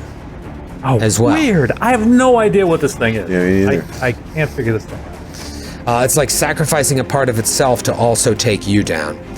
Weird. And it is Dylan's turn. I'm going to do the barrel thing too. Okay, strength check. That is a regular success. Failed on the dodge. So the barrel goes in. You guys are doing pretty well here. It's a larger thing. The larger things seem to do more damage to it, even more so than a bullet. The beauty of the bullet is that it can't dodge it. Okay, new round. Remy. Spot hidden for anything larger than a barrel around that could be movable or See a could baby be grand piano. knocked into him. A Geo Metro. A quick spot hidden. Not a bad idea. That would be the most Stephen King thing ever, to just ram this thing with the Geo Metro. Yeah, I thought about it, but I was like, we're inside a door, I think. So, Yeah. all right, I failed the spot hidden. So I don't even know if that's like a free action. You don't even need the spot hidden to see, like, there's a table. Yeah. You could push the table into All it. right, he'll just like get behind the table and just start scraping it along the ground, running behind it. So strength check. Yeah, give me a strength check. Regular success is all we need. All right. 16 hard success, almost extreme. Nice. All right, go on. wait, I'll spend 2 luck to make it an extreme success. And I rolled a hard success, so the extreme success is enough to pass. Nice. Okay, all right. Everyone's too alive right now. I know, we're like fighting this otherworldly monster, this group of nincompoops, and we're gonna kill this alien monster. It is Chuck's turn. Grab him a barrel. Don't know which one it is, unless I can tell yet. Chuck, it's the one I just hit with a table. He's looking at you screaming, Chuck! When one monster yells at the other, it's the other monster. And just Yeah, I think. Couple of fighting monsters. but I failed that strength check. Good. So. Okay, so the barrel just goes boom, boom, boom, into the septic tank, and similar to the bullet, it starts to slow down as it approaches it, and then just disappears. Great. All right, so you wouldn't know it, but you guys are actually doing pretty well here. It is Russ's turn. All right, Russ, like he's being like his flesh, his fatty tissue is being burned away by this thing as it engulfs him. He ejects the shell. He has one left in the magazine. This is a Winchester. So he's going to, like, while it's inside, it's like, boom! He's going to fire it right into its body as it's engulfing. All right, I can't dodge, so give me the shot. Miss. Miss! Boom! 82. It rings out loud and bounces off the back wall. And now it's the creature's turn. Okay. It is going to attempt to... What's everybody's size? 60 for me. 63. 73 for Dylan. He's a Chuck? big kid. 70. 70. Big. This is a big group. It's a big group. Oh, we eat fast food. That's true. Yeah. We're A gonna heady move. diet of fast food. All right. Here is what I'm going to do. Oh, man. Do I want to do that this early? It's early. Feels pretty late to me. Yeah. All right. I am going to attempt to paralyze Remy. Never mind. It is a little early. Yeah, it's way too early. Let's for that, draw I this think. out. Come on. So it's coming at you, and it's going to try and basically take your body. So, do you want to dodge or do you want to fight? I'll just do nothing. nothing? I will dodge. All right, give me a dodge roll. I'm giving you the play-by-play of what's happening. Yeah, it's coming at me. Skadabomski! I failed so hard. Not even within range for a luck. No. God damn it! All right, so I have a regular success. So this thing just like, it's crackling with black energy as it swims towards you, and it just... And to lift the veil a little bit, basically it's expending magic points to take over your body while you're paralyzed. So while you're standing there, bits of it are starting to go up into your nostrils and into your ears, and crawling down into your pants, like it's just like, and you are currently paralyzed, but it is very focused on you at the moment. So this will give the rest of your team a chance to try and do something. I'm glad that Russ is out of bullets. It is Dylan's turn. I'm going to do the barrel. Unless, can I do a spot hidden to see if there's anything bigger that like another table or Oh, something? you see another table. This table's all over the place, yeah. All right, I'll grab a table. Strength check. Yep. Okay, that is a regular success. 63 Okay. or under 80. And it is focused on trying to take over Remy's body so that It's like, and just run the table straight into it. it comes back to Remy. Remy, you are in a light state of paralyzation. This thing is entering your body. Tell me what you want to do, and I'll tell you if you can do it. I want to have a 44 Magnum in my holster. I'll just pull it out and shoot it. No, anything. I mean, I just imagine him being paralyzed. You can feel this something I know. crawling through your body. All right, a little bit of backstory. Remy's father is Magnus Gunnarsson, a world heavy lifting champion, and he was huge in the 80s. His father, huge, and he always sort of didn't match up, right? Like he was always more into non-weightlifting sort of stuff, and always kind of a disappointment. And he's kind of lived with that guilt. And he's always trying to like make something better, but he's never been able to really pull anything off. In this moment, he wants to see if he can truly do something great, because he had this thought, and then this thing started to enter him. Is there any way, as paralyzed as I am, that he could throw himself into the thing, into the sewage thing while the thing's on him, to use its antimatter to break up the battery or whatever there is being charged? To try and like inch closer towards the... Yeah, I imagined us being pretty close to the edge of it, because I just pulled Russ up, and I've just been there the whole time. But you tell me, yes, I want to try to like Alien 3 this shit, basically. What I could tell you is you could ask your friends to push you in. Yeah. I've been trying. Chuck has been trying for like And you can see. I'll just say you can see him moving towards it, and he's just like, "Get it in here!" Yeah, I like this idea. The thought is right. You're currently totally paralyzed, but it's enough to like that if you could just throw it off balance and both of you tumble in. Yeah, while it's focused on me, it might not remember. And his main objective here is less killing the creature and more using its innate abilities to break up the making of that battery and make some of that disappear so it'll shut down. Wow. Okay, this is interesting. Is Remy going to sacrifice himself to save the world? He also thinks it's possible he could live, you know. Yeah, it's true. Yeah. Russ went down there, so he's not thinking of it as a pure suicide. Well, it is Chuck's turn. Chuck has been struggling. Poor guy went insane twice. Chuck is struggling. Okay. Can I tell them apart yet? I would say now it is 1, 2, 3 is against Dylan, and 4, 5, 6 is the creature. So it's becoming slightly easier. Okay. He still thinks Dylan might be the creature. He's still something about that kid. Strong chance Okay. it's Dylan. I still can't tell who's who. So once again, I'm going to try to bowl a damn barrel and to knock them into the damn pit. Let's see if I can make the strength check.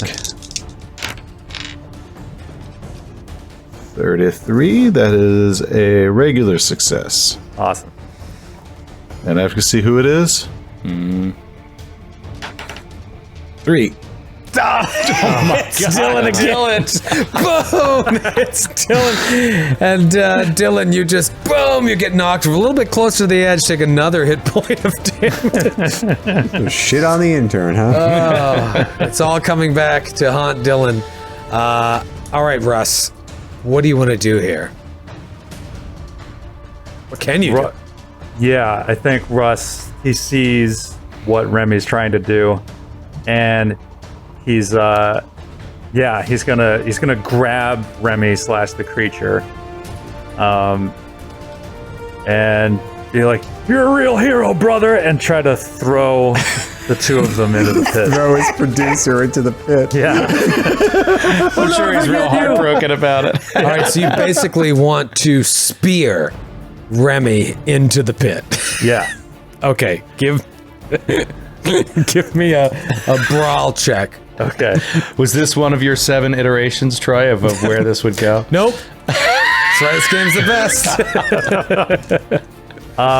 Brawl. What is brawl? Is that That's Fighting brawl. fighting? Okay. 20 under 25. Wow. All right, so you come up and you just lower shoulder into Remy, and you pull Remy and the entity into. They just fall into. My God. Remy, you take 7 points of damage from the fall. Oh my God. Boom! You land on your back. 20-foot drop. In shit. And this shit. creature it's losing focus, but it is still attached to you and still focused on you. And it's its turn, and it spends another round trying to enter you. If it isn't killed or taken out in this next round, it will engulf you. However, also in that elbow down, it took out pieces of the machinery. And so entire pieces of the machinery were absorbed into it, and now they're just missing. Oh. And so it takes damage because of that. I've got to do some math here to see what state it's in. I think it's still good, but it's getting close to being bad. Dylan, you're up while I do the math. Can I just grab a table and throw it down in the pit into the thing? You sure can. You just want to push it off the edge onto Remy's your face. Under Remy. Onto Remy as well, yeah. Yes, it's becoming like a WWF. Okay.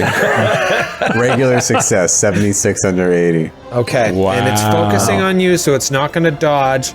All right, this is Joe. I'm telling you, this is going to be so close. This is going to be so close because if it's reduced to a certain HP, it can't body snatch. And so it really all depends on what Russ and Chuck can do before its next turn. This is so bad. This is very So bad. Chuck, I try to you're convince up. Chuck that the monster is in the pit, and I'm Dylan. I'm the intern. This is huge. I think if Chuck can hit the creature, can understand that the creature just fell in, and Dylan isn't the creature, that might be enough to end this thing. Can he pre-roll before he attacks to see if he realizes that? Sure. Whatever way Okay. you want to do it, Chuck. Or, yeah, whatever. Okay, because if I know he's down in the pit, that changes my attack. Otherwise, I'm getting it in the pit. So what does it take for me to figure that out? A 4, 5, or 6 on a D6. 4. You shake out of it and you're like, it's down there. Okay. So now what do you want to do? If there's any of those barrels or tables, I actually want to just if I can push it off the edge and drop it down. Otherwise, I just want to pick it up and throw it down. All right, Yeah, let's like get the Emperor. Smash it like a bug. straight up strength check. Okay.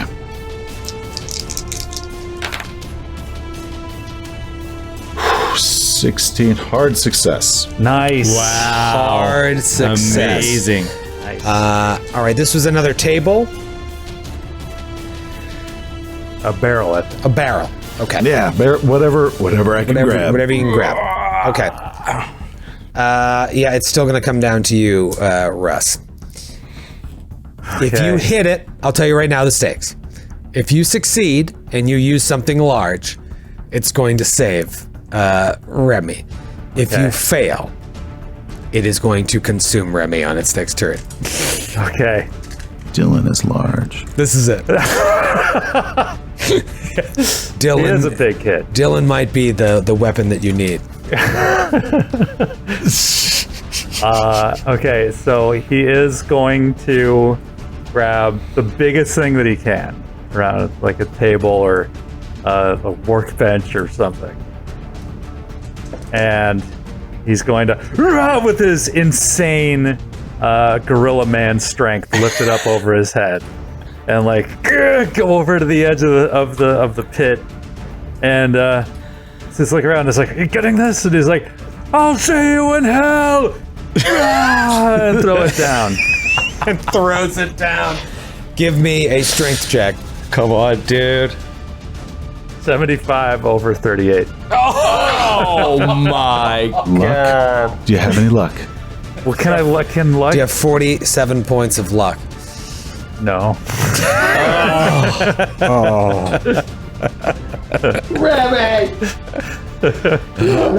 I love how you're like, are you getting this?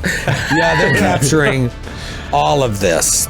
So now on the creature's turn, it takes 3 rounds, and it just focused on you, so it's taking all that damage, and it now enters your body, just like it did David U. Jensen and Charlene Mendel and Robert Hoff and Miranda Tinoco and Scott Parker. And so now Remy stands up, and it's the creature inside of him. And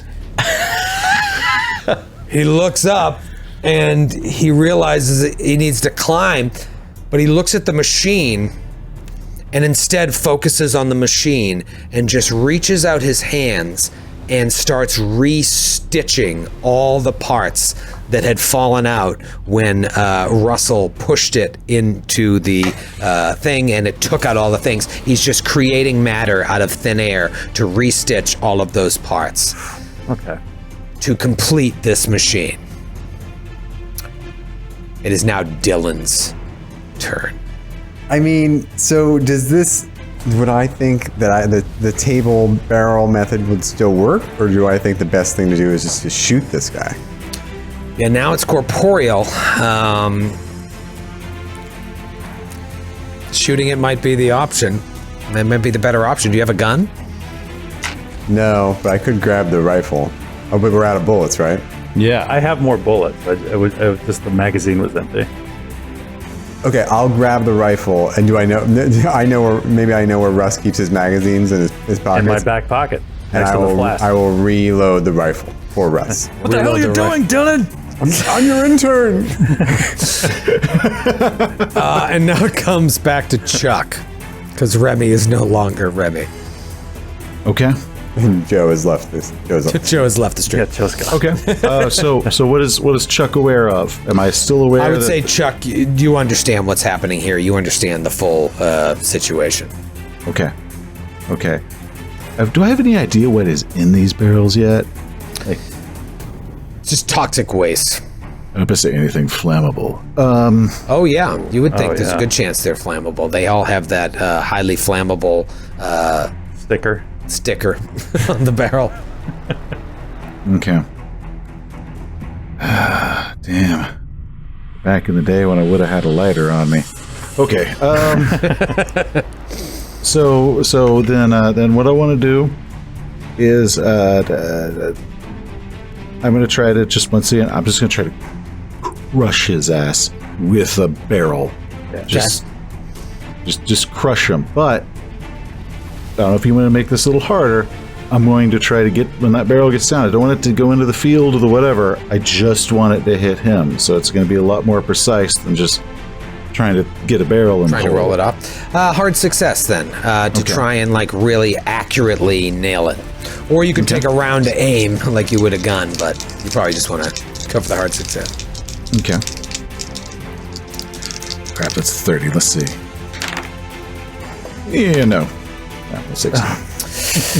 The barrel tung tung tung tung tung tung flies off in a random direction. Russ, you have a loaded shotgun in Dylan's hand or a hunting rifle. What do you do? I'm gonna go full. He's Gorilla Man. He's in full Gorilla Man mode. He's going to grab a barrel, just like Chuck did, and try to throw it down on him. I handed you the loaded rifle though. Oh, you did? Oh, you handed Yeah, it to he me. spent his turn to load the rifle. Oh, I thought you were gonna. Okay, so it's like okay. He like takes the loaded rifle, and he says, "All right, take 2. I'll see you in hell." Boom! Shoots him with the rifle. Okay, and it's just standing there in Remy's body, just re-stitching this machine and trying to finish it. 18 under 45, which is a hard success. A hard success. Okay, so you hit it with this bullet, and it just hits. How many hit points did you have left, Remy, by the way? 4. 4. Okay. Give me actual damage. I don't know how much damage this thing does. Is it one? It's usually like D10, right? Hunting rifle might be 2d6. 2d6. We'll say Yeah. I have it here.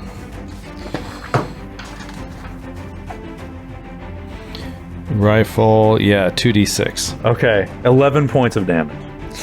11 points of damage. All right, so you... It's Remy's body, but it has this creature made of pure dark matter inside of it, inhabiting it. You kill Remy's body. And at that moment, it just like lets out this shriek that is part Remy's voice, part something from another world. And like Remy's mouth opens up, it like off of its hinges, and this blackness begins to like fall out of it and start crawling along the sludge floor. And it's its turn. And it reaches up and it looks, and everything is out of whack. And it just like tries to complete what it's doing and dissipates. Oh, whoa. Hey. Whoa, all right. Yes! And you just see Remy's body lying there, now in the bullet hole, dead. And now there's footage of me murdering him Right. in our possession. That's all they'll play. It's like, you murdered Remy. They won't know the truth. Right. Oh, I can't believe Dylan walked. Unscathed. Should have been the intern. Not unscathed. There are pieces of my arm that are missing, man. That's And true. How am I supposed to explain that to the ladies? Let us we go. They sometimes want my bod, and now my bod isn't all there. My bod. So Is this you, machine still going? this machine has stopped from, it wasn't able to stitch it back together, and it wasn't able to complete it because you showed up here and stopped it. So now there is just this thing of otherworldly technology sitting here spinning, and you have your friend, Anthony, this cop, on the way with some cavalry, maybe a couple of his buddies, some off-duty cops. What do you want to do? This could advance society in ways that, it would boggle the human mind. But like, is this something you want to unleash, or do you just want to destroy it? What do you want to do? And what do you do about Remy? How are you going to... What's the story here that you're going to tell? Let's do our. Want to do one last stand up with Russ? Yeah, okay. Yeah. Yeah. If the machine stopped, we can't get rid of Remy the way I was thinking we could. Oh, actually, The disintegrator. yeah, that would but- have been perfect. Well, Okay, so... Okay, can we work our way back down into the pit? Yeah. The machine is no longer whirring. You still get all those smells, but like it's not functioning because you barreled it into it and it took out parts of the machine. So you climb back in there and you're just all standing in sewage around Remy's dead body. Okay. All right, so he tries to like fix his hair as much as he can, but it's like it's caked in shit. Looks terrible. Still sweating, covered in blood, shirt's torn. Says, "This is Russ Goldwater, coming to you from deep beneath someplace in Flushing, Queens. My best friend in the entire world, my producer, Remy Gunnarsson, has been killed by a consortium of international human traffickers. Hell-bent on keeping me from exposing their truth to the world. We'll miss you, Remy. All we have left is this machine which they used to traffic humans. And here's what I say to that." And he just starts punching it and trying to kill it. Punching the machine. Punching Bits it. and pieces of it are He's a falling little now. delirious right now. Right. Yeah. And as you're punching the machine, we fade out of there of you just trying to destroy this machine. Ripping pieces off. Maybe we cut to the YouTube video of someone watching this. Breaking news, and Remy's dead body lying there. You guys get back to the office, and there are police waiting there. Your friend, Anthony, comes, and we see Anthony, look over the dead body of his friend Remy, and he's so upset, and he came with, two of his buddies who are retired cops, and they help you get back. But when you get back to your office, there are cops waiting there, and they start questioning you about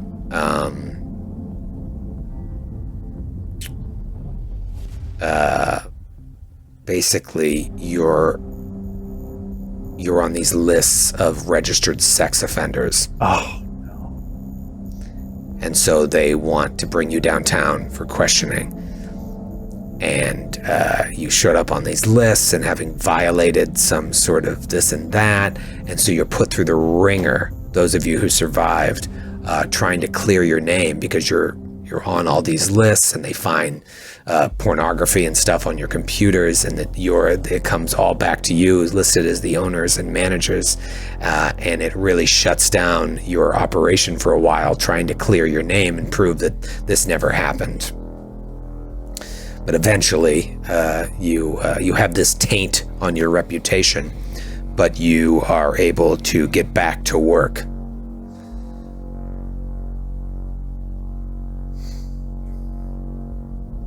And that's the story.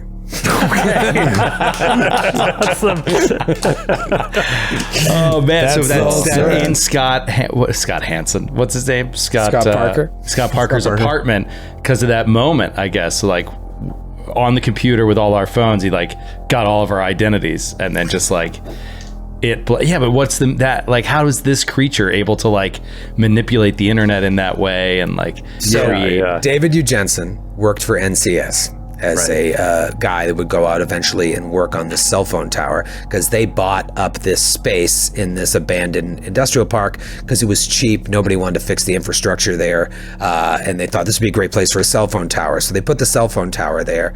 And then, because it was so poorly taken care of, there was these sewage tanks and faulty wiring. He was working on the tower, and there was some electromagnetic reaction that reacted with the sewage, and it opened up a rift in time where this entity of pure dark matter slipped in. And all he wanted to do was get home. Oh, it is like E.T. It's yes. just like E.T. But his intelligence was so far beyond human comprehension, he was able to go into the internet and just control it and do whatever he wanted with it. So that's why when he saw that you were looking into him, he put you on all these watch lists. Yeah, he could probably also absorb all of human culture and stuff so quickly and know exactly how to make someone an enemy of society, Right. Yeah. In seconds, he could understand all of human history and all of how things worked. And so he knew exactly how to manipulate. Cool.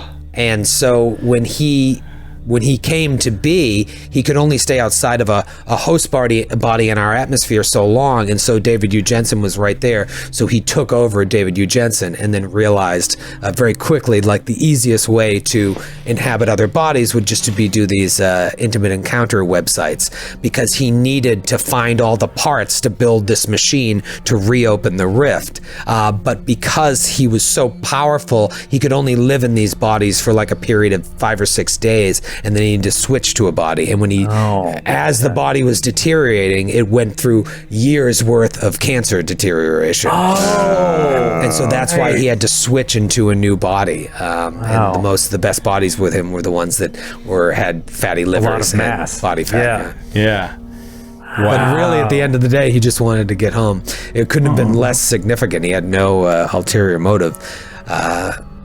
But yeah, that's the adventure, you guys. That was awesome. That was awesome. That was a lot of fun. Really fun. It was super fun. That was a really really fun one shot. Thank you, Seth, for playing with us. Thanks, That was Seth. great. Thank you guys. This was awesome. We got to do this again. Yeah, big, More big Cthulhu. More Yeah, Cthulhu. more Cthulhu. It really works so well for these 1 or 2 shots because you know how fragile these characters are. That could have gone definitely. so much worse. I was convinced we were all dead. Yeah, you failed so many rolls, and we succeeded at so many rolls. It's and the we worst still when you got lost one monster and I'm rolling garbage. You know, you want your monster to just come in and annihilate, but I like to live by the rolls. It is my favorite role-playing game. Seth, it's been a joy to play with you. Please come back. Let's do this again sometime. Absolutely. All right. Thank you for watching, everybody. We'll see you real soon. Yeah. See you guys. Bye. Thanks, everybody. Bye.